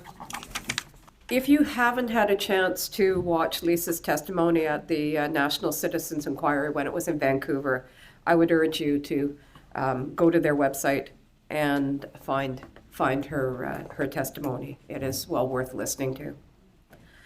Our last speaker this evening is Gail Davidson. Gail is a human rights advocate and a retired lawyer with a special interest in international human rights law. Gail has written and co-authored briefs and other communications on the topics of governments around the world, on that topic to governments around the world, to bodies of the United Nations, to the Organization of American States, and to courts in several countries. Gail has also contributed to several books on this topic and participated in public education events about international human rights law in Europe, Asia, and North America.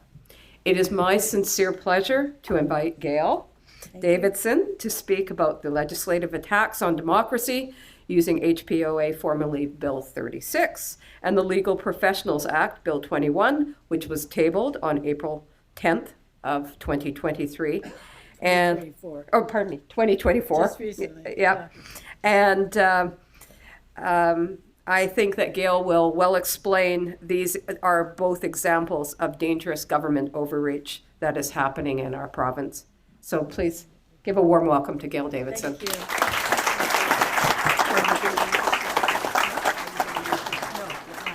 I don't want any slides. Hi, everybody. Thank you very much for being here. I'm going to press my little timer so that I don't go over time.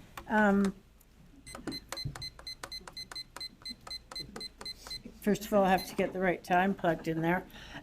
As you no doubt, and I'll be as quick as I can. I won't say everything that I have to say because there has to be time for discussion and questions.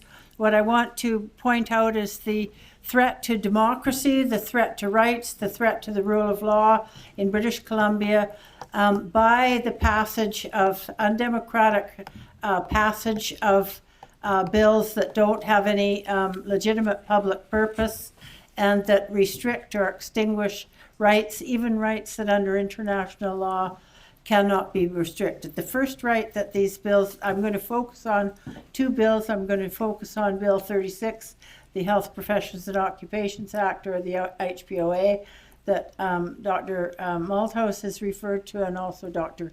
Kind and also Lisa referred to. And I'm going to refer to the recently tabled in the Legislative Assembly Bill 21, which is meant to replace the current Legal Professions Act. And a curious and alarming thing about the two proposed bills is there's a lot of provisions in them that are exactly identical, and they're very similar. One of the very similar things of them that both acts, as with the Emergency Preparedness Act and the bills 44, 46, and 47, the Health Professions and Occupations Act and the Bill 21 were tabled and passed, the Health Professions and Occupations was improperly passed, but they were introduced without the process required for lawful lawmaking in a democracy.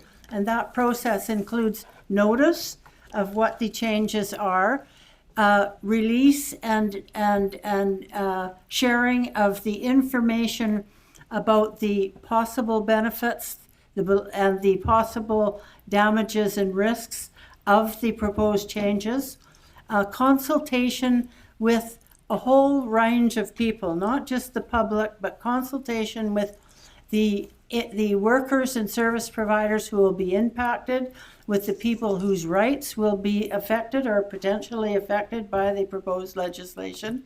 And then, of course, there's a whole process of debate, public debate amongst the people that will be affected, and of course, debate in the Legislative Assembly, and then a proper free vote, free of whipping, where MLAs are allowed to vote according to the wishes of their own constituents. So in my opinion, the Health Professions Act and Bill 21 potentially destroy the delivery and receipt of personalized consent-based health and legal services in British Columbia. They potentially impair the independence of lawyers, their capacity to act vigorously for clients free from government control, interference and punishment. And they also impair the duty of the legal profession to act as an effective safeguard against unconstitutional laws and the abuse of power by states. And so this is a very important statute for anybody that wants to clear the way for further undemocratic laws. And it's been known for a long, long time that one of the things to clear the way for the imposition of tyranny is first get rid of all the lawyers. So you look like, even in 1594, the year that the Shakespeare's play Henry VI was published, you have a character in there called Dick the Butcher, who satirically says, first, let's kill all the lawyers. And now this doesn't exactly literally kill the lawyers, but it certainly makes them really not really capable to be the lawyers that are supposed to be protecting your interests. Both bills are huge. One of them 276 pages long. The Legal Professions Act is quite short, a little bit shorter, 194. Both bills are very have faced very stiff opposition. The Health Professions and Occupations Act, some of the opposition has taken the form of a petition to the Legislative Assembly with 17,000 signatures, over 5,000 postcards to the Legislative Assembly, and many other forms of opposition. The groups opposing the Bill 21 that's only recently was tabled in the Legislative Assembly include the Law Society of British Columbia, the Canadian Federation of Law Societies, the Canadian Bar Association BC branch, the Trial Lawyers Association of BC, many other law associations of lawyers in Alberta and Saskatchewan and British Columbia, and a whole list of local bar associations, the Abbotsford, Cowichan Valley, Kamloops, South Caribou, Surrey, and Vancouver. Now, the Law Society of British Columbia on the 26th of April sent a hearing nothing responsive from the government, sent a letter to the Attorney General of British Columbia saying that in the event that the bill should be passed, then the Law Society of British Columbia, which is the current elected governing body of the 14,000 lawyers in British Columbia, said it's our duty, in order to protect the rights and freedoms of all person, will require us to initiate litigation to challenge the constitutionality of the proposed act. Now, in response, you have to ask yourself, what have we heard from government in response to very informed and widespread opposition? What the government has said in response they've made chilling and unsubstantiated statements citing the need to modernize and streamline. Now, that's frightening. If anybody tells you that a statute has to be modernized and streamlined, you've got to ask them what exactly they mean by that. They've also cited, with respect to both the HPOA and Bill 29, that there is a need to protect people from the harm that could be caused by health professionals and occupations and by the legal profession. Now, how Orwellian is that, given that doctors and lawyers are people that you go to when you have medical or legal, when you're faced with medical or legal harm? So in addition to the alarming characteristic of them both being tabled, one being passed and the other one about to be rammed through in the spring session, I fear, without any proper consultation or democratic process, these are other things that the two proposed bills share in common. They both lack a legitimate statutory purpose. They both abolish, basically, democratic governance of health professionals and occupations and democratic governance of lawyers. Then they go ahead, once that's cleared the way, they go ahead and they impose undemocratic lawmaking by a virtual waterfall of political appointees. Now, the political appointees, because they're appointees, they're not under the both the proposed laws. The appointees aren't required to be accountable. Of course, they're unelected, and we can reasonably assume that they will likely be incompetent. Yes, and that's only reasonable to assume. Both of the statutes create offenses that violate the principle of legality and the principle of predictability and your freedom from ex post facto laws, which I'll explain to you in a minute. They both create severe penalties that probably, some of them in some circumstances, violate the Canadian Charter of Rights and Freedoms prohibition against imposing cruel and unusual punishment. Now, that's very sobering, isn't it? They authorize violation, as you've already heard, of both patient and client confidentiality, again by many appointees. I'll just call them appointees. I consider them political appointees. Of course, other people could argue with me about that. They authorize adoption of, as Dr. Kind said, both acts authorize appointees to adopt, without any restrictions, adopt any law from any country anywhere, or adopt any rule or standard adopted by any organization anywhere that makes rules and standards. So there you go. You could have, thank you very much. I've got 5 minutes. Okay, so I'm going to skip along there. It violates a number of your freedoms, including your rights and freedoms are all interconnected. So once your right to democracy, your right to elect your government, and your right to have your government respond to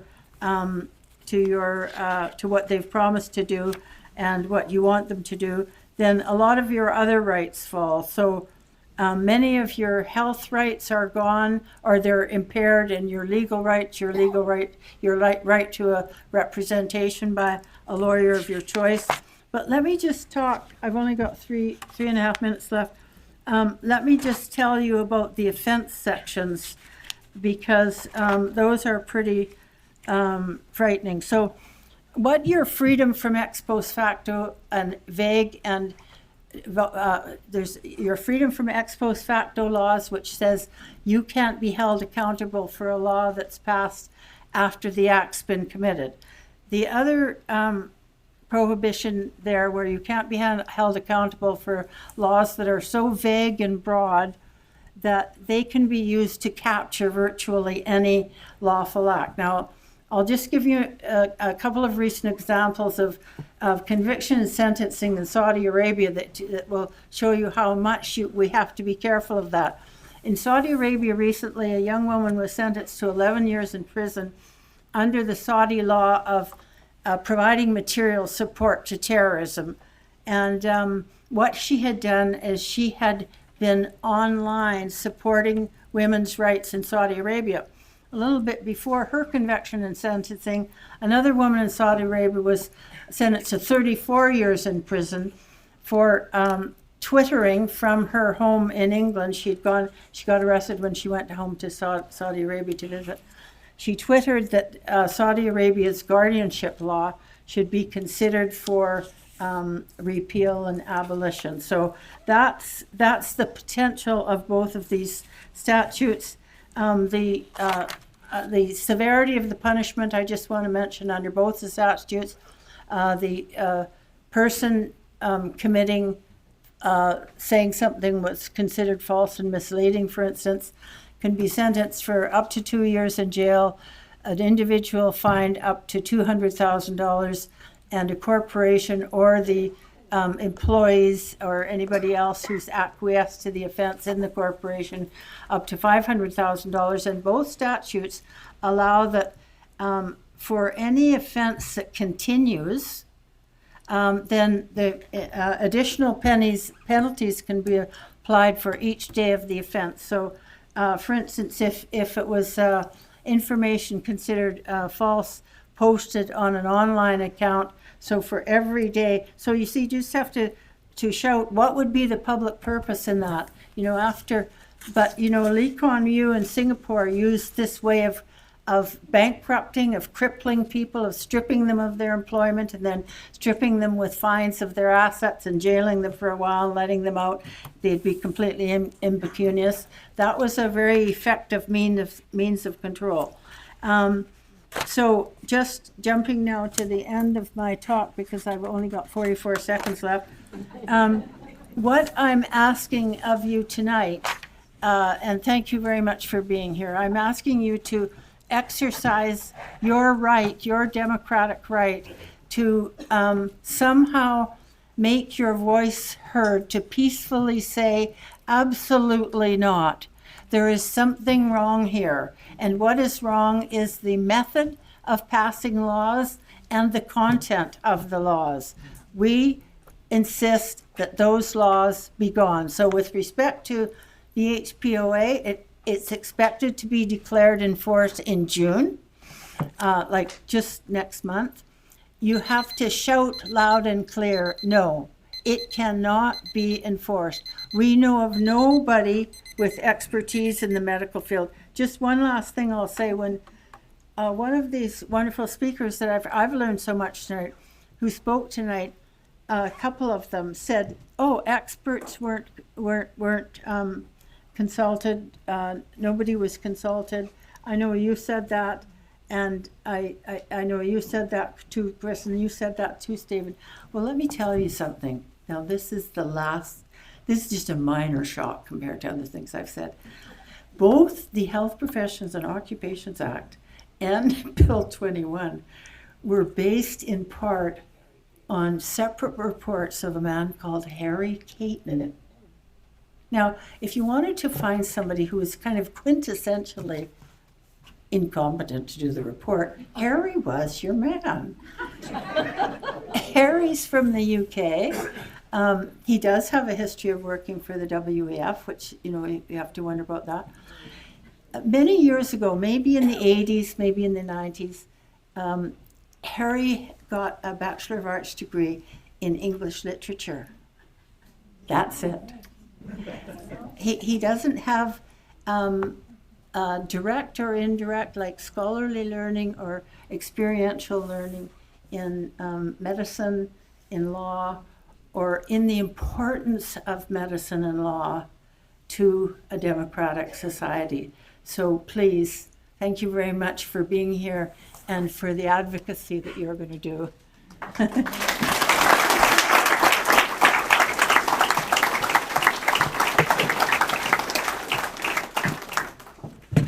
Thank you so much, Gail. And please join me for another round of applause for all our fabulous speakers.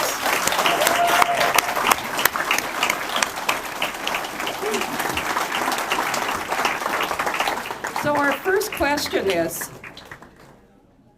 does the fact, and this one is to you, Gail.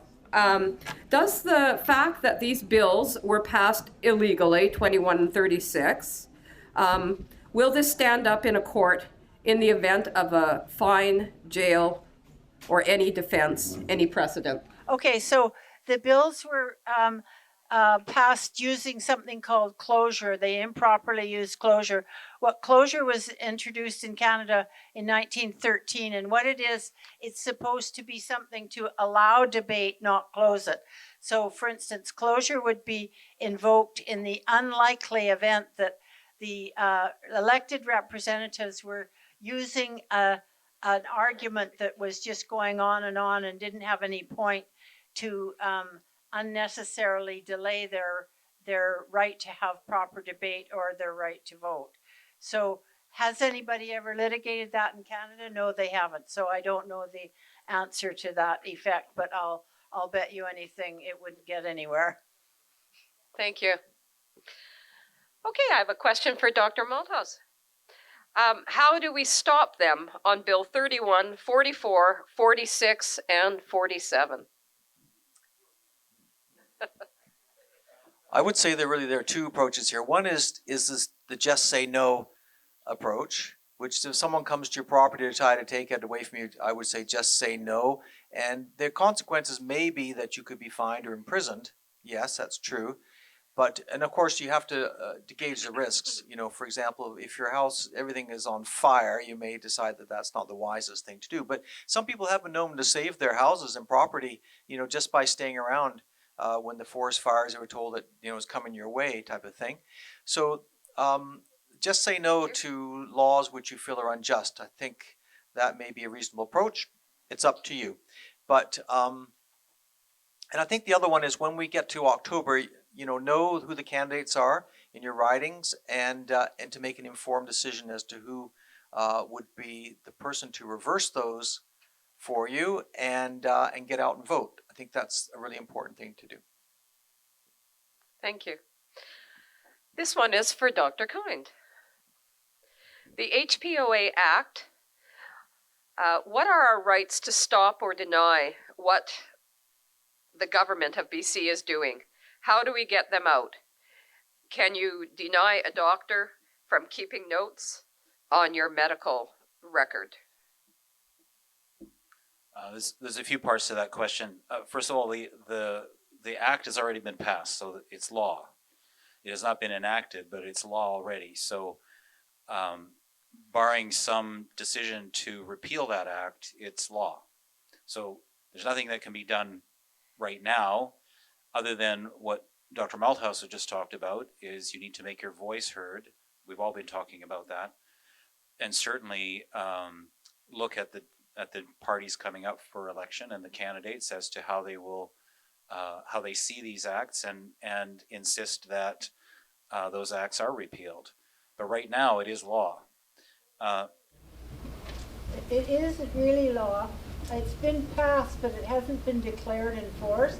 Now, the process of declaring it in force is nothing. It's just that they run across the lawn to the lieutenant governor, and that's what happens.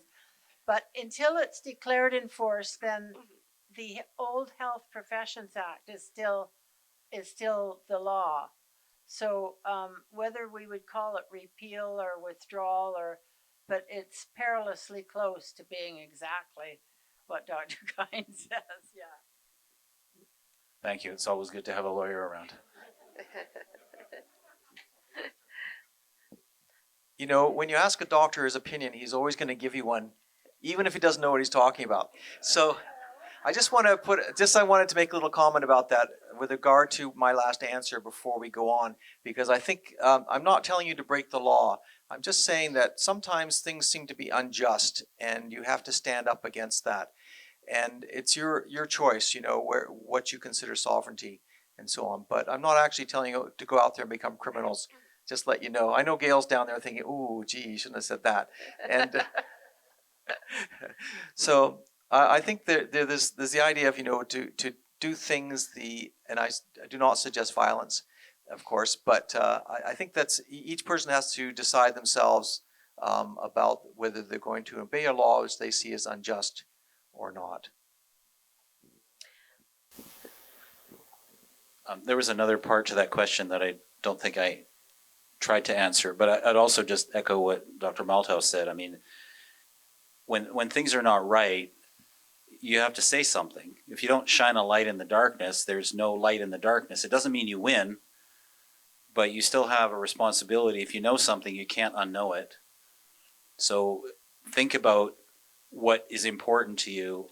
What are those red lines that you're not going to cross? And then don't cross them. Don't compromise your integrity.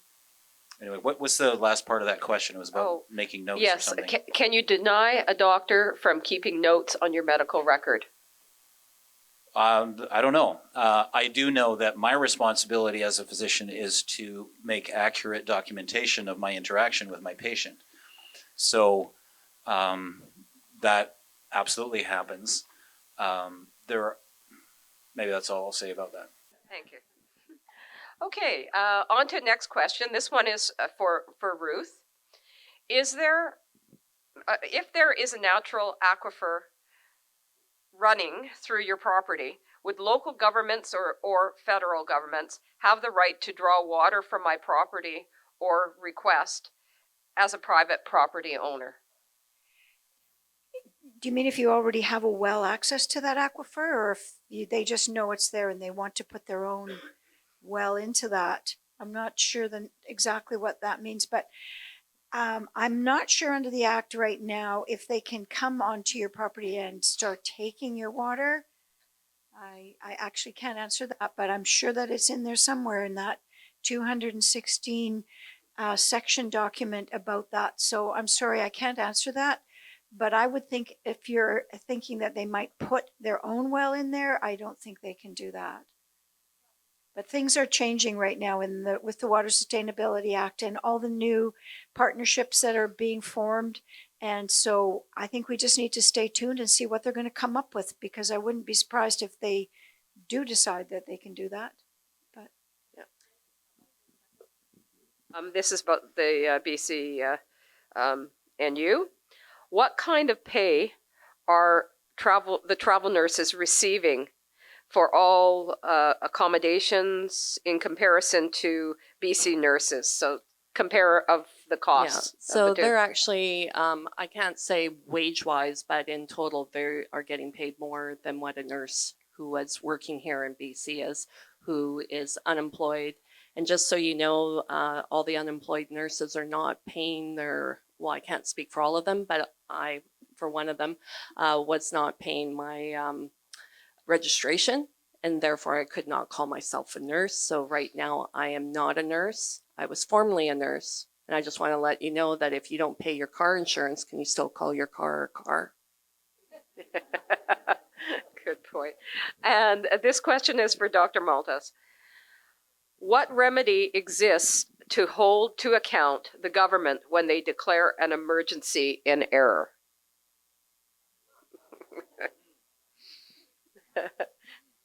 Could always defer it down to Gail on the other Yeah, end. I think I'm going to pass down to Gail. I don't think I want to tread that one, but it's something which may have to be done. So I would reiterate that knowing your candidates, where they stand on this issue, and then going out and voting for them is really important. But what you could do in the short term, I'm not sure. Gail, do you have any thoughts? Well, just a minor point. If you think that the government has done something in error, that could be misinformation.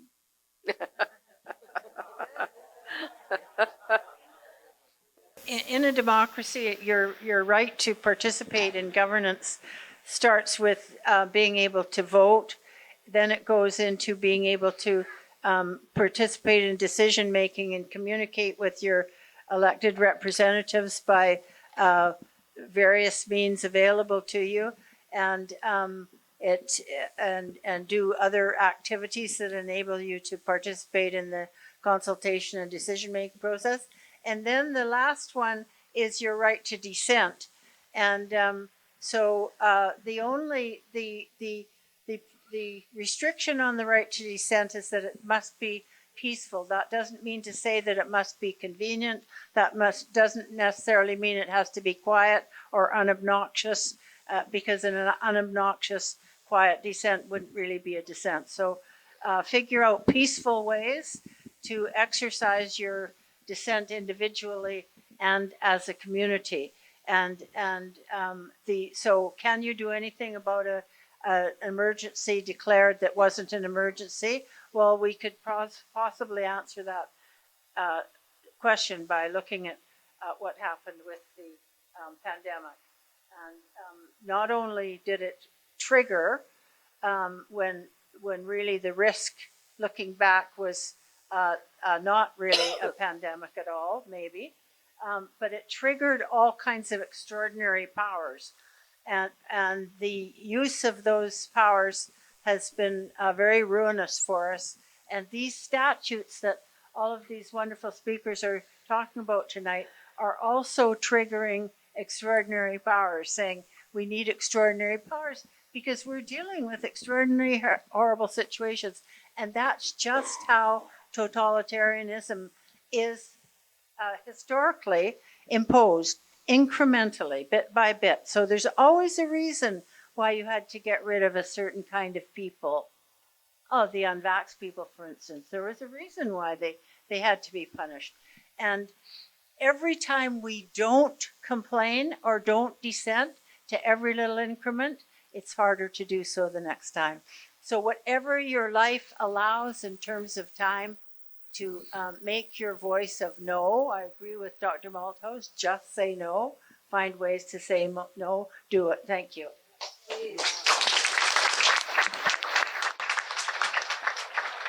Okay, the next question. This one is for Ruth, for Dr. Malthouse, or for Gail. So I'll leave you to decide who's going to answer it, or all of the above.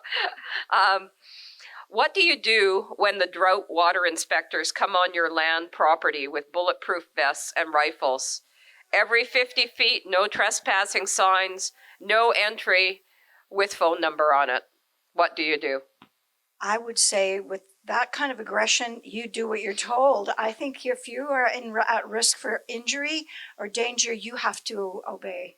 However, and Landkeepers, I think Jack can answer this. Do you feel like you can answer from what we were learning from the lawyers? Yes, we have a member with Landkeepers. He's one of the board directors, and he's an ex-RCMP, senior officer in the RCMP, and he's went to the RCMP and a group of people, and they looked at the laws that you can fall behind, and they then sent that information to our lawyer at Cox and Taylor in Victoria, and they've just produced a paper which we're going to have online, which people can use if you see it, and when they come there, you have this set of rules or what you respond to the people coming on. So each one, I can't tell you everything, but you will see it online fairly soon, and you print it out, have it there, and you can follow that if the people come on your property. Also, I will add that we do have a fairly good posting, because apparently it's not enough to say no trespassing. It's not the right wording, but we will actually have that wording so people can post it, and you have to post it all around your property, not just at your gate. And we will also have that wording online on the Landkeepers website. So this has just come together in the last little while, so it hasn't got put online yet, but we will get that out really soon. You know, it doesn't seem so nice to your neighbors to have these no trespassing signs up there. I thought it looks so inhospitable. Could you just put them around your well, like at a certain distance? And I guess maybe the answer is no to that one. I don't think it's the well they're coming for. I think it's you. Now, I don't recommend anybody doing this, but I'll tell you what occurred at my house. Coming into our property, we have quite a large bridge. And anyways, people came in from the regional board and said I wasn't allowed to do this or that. And so in the waste disposal business, we had a lot of large trucks. So while they were in there, I went out back to the shop, took a truck and parked it on the bridge. And then I got in my pickup and left. And 3 hours later, they were still sitting in my property. Eventually, I came back and removed the truck. They drove away, and I haven't seen them since.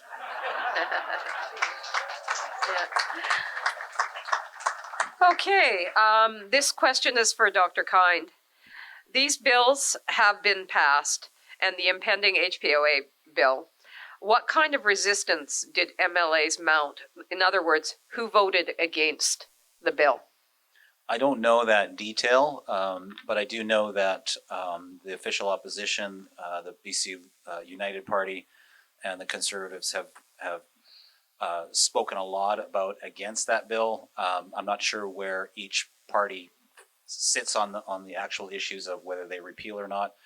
But it was kind of moot in the legislature because of the invoking of closure. So while there was debate and disagreement about the various passages, it was passed just because the NDP has a majority. Actually, if you look at the Hansard, you'll see that only one person, only John Rustad, voted against the HPOA. Everyone else voted for it or abstained. Yeah. Okay, on to the next question. This one is for Lisa, or it could be for Dr. Kind, or it could be for Dr. Malthouse.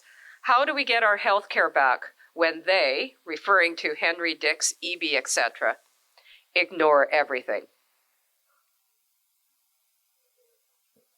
That's pretty complex, actually, that question. Yeah. Because it's what was the quality of our health care before, and do we really want that level back?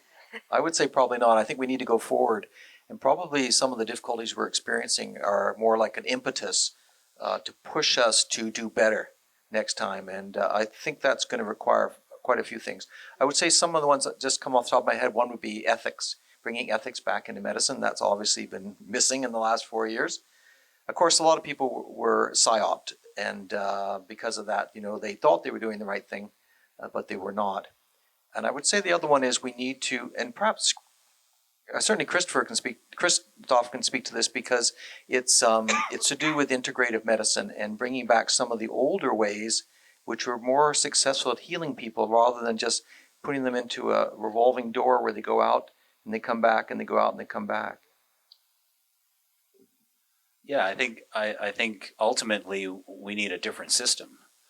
We need a system where every healthcare provider participates in the system, not just one group or a couple of groups, and then you have supplementary care that's so disjointed that's not interactive. In fact, in Canton Zurich in Switzerland, all the healthcare providers are paid through the medical insurance, but everyone can participate in the naturopaths in Switzerland are not medically trained, but they have an ability to do some physical exam, and they can deal with sore throats and whatever. And if there's a need for further intervention, then they can send them to a specialist or a physician or an ER or whatever. So it's not just the family doctor who is the gatekeeper to ongoing care. Every profession should be allowed to practice to the full extent of their education and expertise. And so removing the barriers to healthcare and to scope of practice, as opposed to, if you have the education and the expertise and training, then maybe there's a way of allowing practitioners to do that in a cooperative kind of environment. So it's more a circular kind of pathway to healthcare than just one road that has gatekeepers that are overwhelmed. So I think a new way of looking at things is going to be a very important, and that's what we've been doing hasn't been working, and it's just come to a full crash now, especially when we've had crises. So it's not going to change if we keep trying to do the same thing or keep pouring more money into the same thing. So we need a different way of looking at things. I just have two things to add. One, when I was talking about all the shortage that we have, and the NDP government is looking at nurse-patient ratios, I don't know where you're going to find the people for the nurse-patient ratios. I do know that what has happened now is, since 2016, when we put medical assistance in dying, and especially this month, you can have a sole diagnosis of mental illness and get MAID. So since this has been implemented, we've had 60,000 Canadians die. Canada is the epicenter for organ harvesting. And only here in Canada do we have nurse practitioners doing MAID as well. So I just want you to be aware of that, as well as I'd like to go back to before the Rockefellers took over the medical education, and before we had the American Medical Association and the Fleckner report, we did have integrative health. Unfortunately, it was hijacked because money's to be made, and the best way to make money is to have sick patients who will be forever coming back to you, especially the pharmaceuticals. And look into the pharmaceuticals, the herbicides, the pesticides. Pharma is now getting into the food industry. And then we also have big tobacco that has gotten into big food, food like Nabisco, General Mills, all of that. And they use the same techniques that they did in tobacco to make it addictive. They did that with food. And where they've been let off the hook is that we blame the individual because you're fat. It's all you. Well, if we've noticed the increase in diabetes, the increase in obesity, and I have to say, and I'm going to take onus on this too, all of us healthcare professionals deal with symptom management, and yet we didn't pick up over the years the patient that came in with one or two, like high blood pressure, a little bit of congestive heart failure, now has 15 to 20 diagnoses, and we still keep prescribing and keep prescribing and keep prescribing. And just so you know, medications is the third leading cause of death.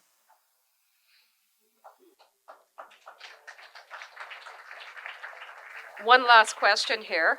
I think I've got a few, but we're just about to end the time here.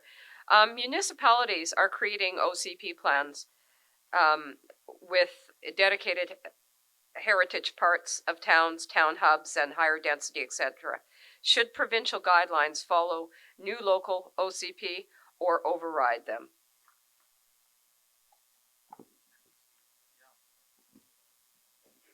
Well, with bills 44 and 47, they're going to override them, and that's what those bills are for, right? They're designed to pass the power up to the provincial level, and of course that's where the lobbying will take place. So I don't think that's really even a question. I think it's already happened that the municipalities no longer have control of what's happening on your street. So I'm going to take it to the next question, which will lead into your announcement there. Can all these bills being changed be undone? Well, I think we've kind of addressed this to a certain extent, Yeah. right? Whether they can be undone by just opposing them in the immediate situation, or whether it's something that's going to require your representative to do it once they get into the legislature. So if you're, I think you're probably talking about Yes. this, isn't it? This is a postcard. We actually created a postcard campaign, and the reason we did that is because sending in a postcard is a pretty easy thing to do, and so we created one for everyone that you could easily put your name on, and send to either send it directly to your MLA, or you can send it to a central depot where we will pack them all together and send them. And we've already sent more than 5,000 to the MLAs in the legislature using this program. But there's two things about this. One is to get them the cards, and they may just use them as coasters for the next beer or something. But I think the more important is to help to create activists. In other words, you have to get off the chair and do something. And even something small is enough to kind of create that activism sort of motivation, that nature. It's a bit like training a horse in a way. You kind of ride it along with another horse for a while, and then you can let it go and it will do what you tell it. But I think creating activists is key. We've become, I would say, I suppose in the nanny state, we expect it to open our mouths and be fed, and we don't have to do anything for it. But we have to change that. And that was the key behind this. So if you, and I know many people here are activists, so I'm not criticizing you in any way. But if you want to do a postcard, because we're going to do the last bit of these is going to be sent in this next week. We do have some at the back there, which if you put your signature on the back, and I'll just read it what it says, because it's to do with Bill HPOA, the HPOA, the Health Professions and Occupations Act, where you will no longer have individual care from your doctor. It'll be state care. And you won't have the privacy of being able to keep your medical records to yourself. They'll go to anyone who the government official thinks should have a look at them, and you won't be able to do anything about it. And a lot of doctors have been fighting to keep your privacy, and have suffered, particularly in Ontario. But anyway, on the front it says your health care is at risk. Doctor, I'd like your medical opinion, says the mother, and the doctor says, sorry, I have to give you a political one. And the child says, why? And the doctor says, because under Bill 36, I would get a $200,000 fine and go to jail. I think there's someplace else where the child says, well, hey, Mom, how far is it to Alberta? Where you can get a doctor that's not under that sword. So anyway, if you have the opportunity tonight before you leave to sign one of those, maybe after you put a donation in the box, then you could sign it. Thank you. Anyway, two important things to do. Thanks. So I have, did you want to announce the other cards that they can sign to? Yes. Well, as you probably know, there is also an attempt to get rid of natural health products. And Codex Alimentarius, this happened in Europe as well, where now if you want to get a prescription for, you want to get vitamin C over 50 milligrams, you have to get a prescription from your doctor. That same sort of thing, the ability to control natural health products is coming to Canada. Well, it's already here because it's in sections, I think it's 400 to 404 of the, kind of buried away in the in a budget act. Anyway, so that what we need to do is to try to get that reversed, and there is actually a petition to do that, because there's also a bill in front of the federal legislature to reverse that those clauses which are going to control natural health products. They're doing it by actually making it so that natural health products, vitamins, supplements, things like that, will be governed the same way that drugs are governed. And that means that people will have to come with randomized controlled trials to show that they can put that product on the shelves. Previously, we were allowed to use historical data as evidence of effectiveness and safety, but that will be removed because now it'll be treated just like you do with, let's say, Tylenol. And we know that there have been no deaths from natural health products in Canada. I've never heard of one, and I don't think we have any record of one in the last 20 years. So it's kind of a way which is a method which is going to kill the business of natural health products, because they won't be able to afford to do the studies necessary to get their products to the market. They're going to leave Canada. They're going to reduce what they put on the shelves, and the prices will be much higher. So if you want to save natural health products in Canada, this is also a good one to sign, to put a stamp on. You don't require anything if you're sending it to the House of Commons in Ottawa. It doesn't require even a stamp. One more thing that you can do. Thank you. I would like to take one final opportunity to both thank all our speakers tonight and for their informative, enlightening presentation and answers to your questions. I think we got just about to all of them. There was one or two that we ran out of time for. I want to thank all of you who joined us this evening in person, and also those who have been coming in live streaming. And one last huge thank you to the ALCs, our 3 tech fellows, and our event volunteers and organizers. You are all greatly appreciated for being here and making this happen. Thank you. So please do take a few minutes before you depart the hall to check out the information tables if you haven't already. I'm starting to sound like a broken record. And then consider heading on upstairs for a drink to support the Courtney Elks and all the good work they do. Fill out the questionnaire and tell us your thoughts on future events. And do please consider donating whatever you can to support the town hall. Without your support, we won't be able to bring future speakers in education, what's happening in our province and country. So thank you for joining us this evening, and I sincerely hope you enjoy the remainder of your evening.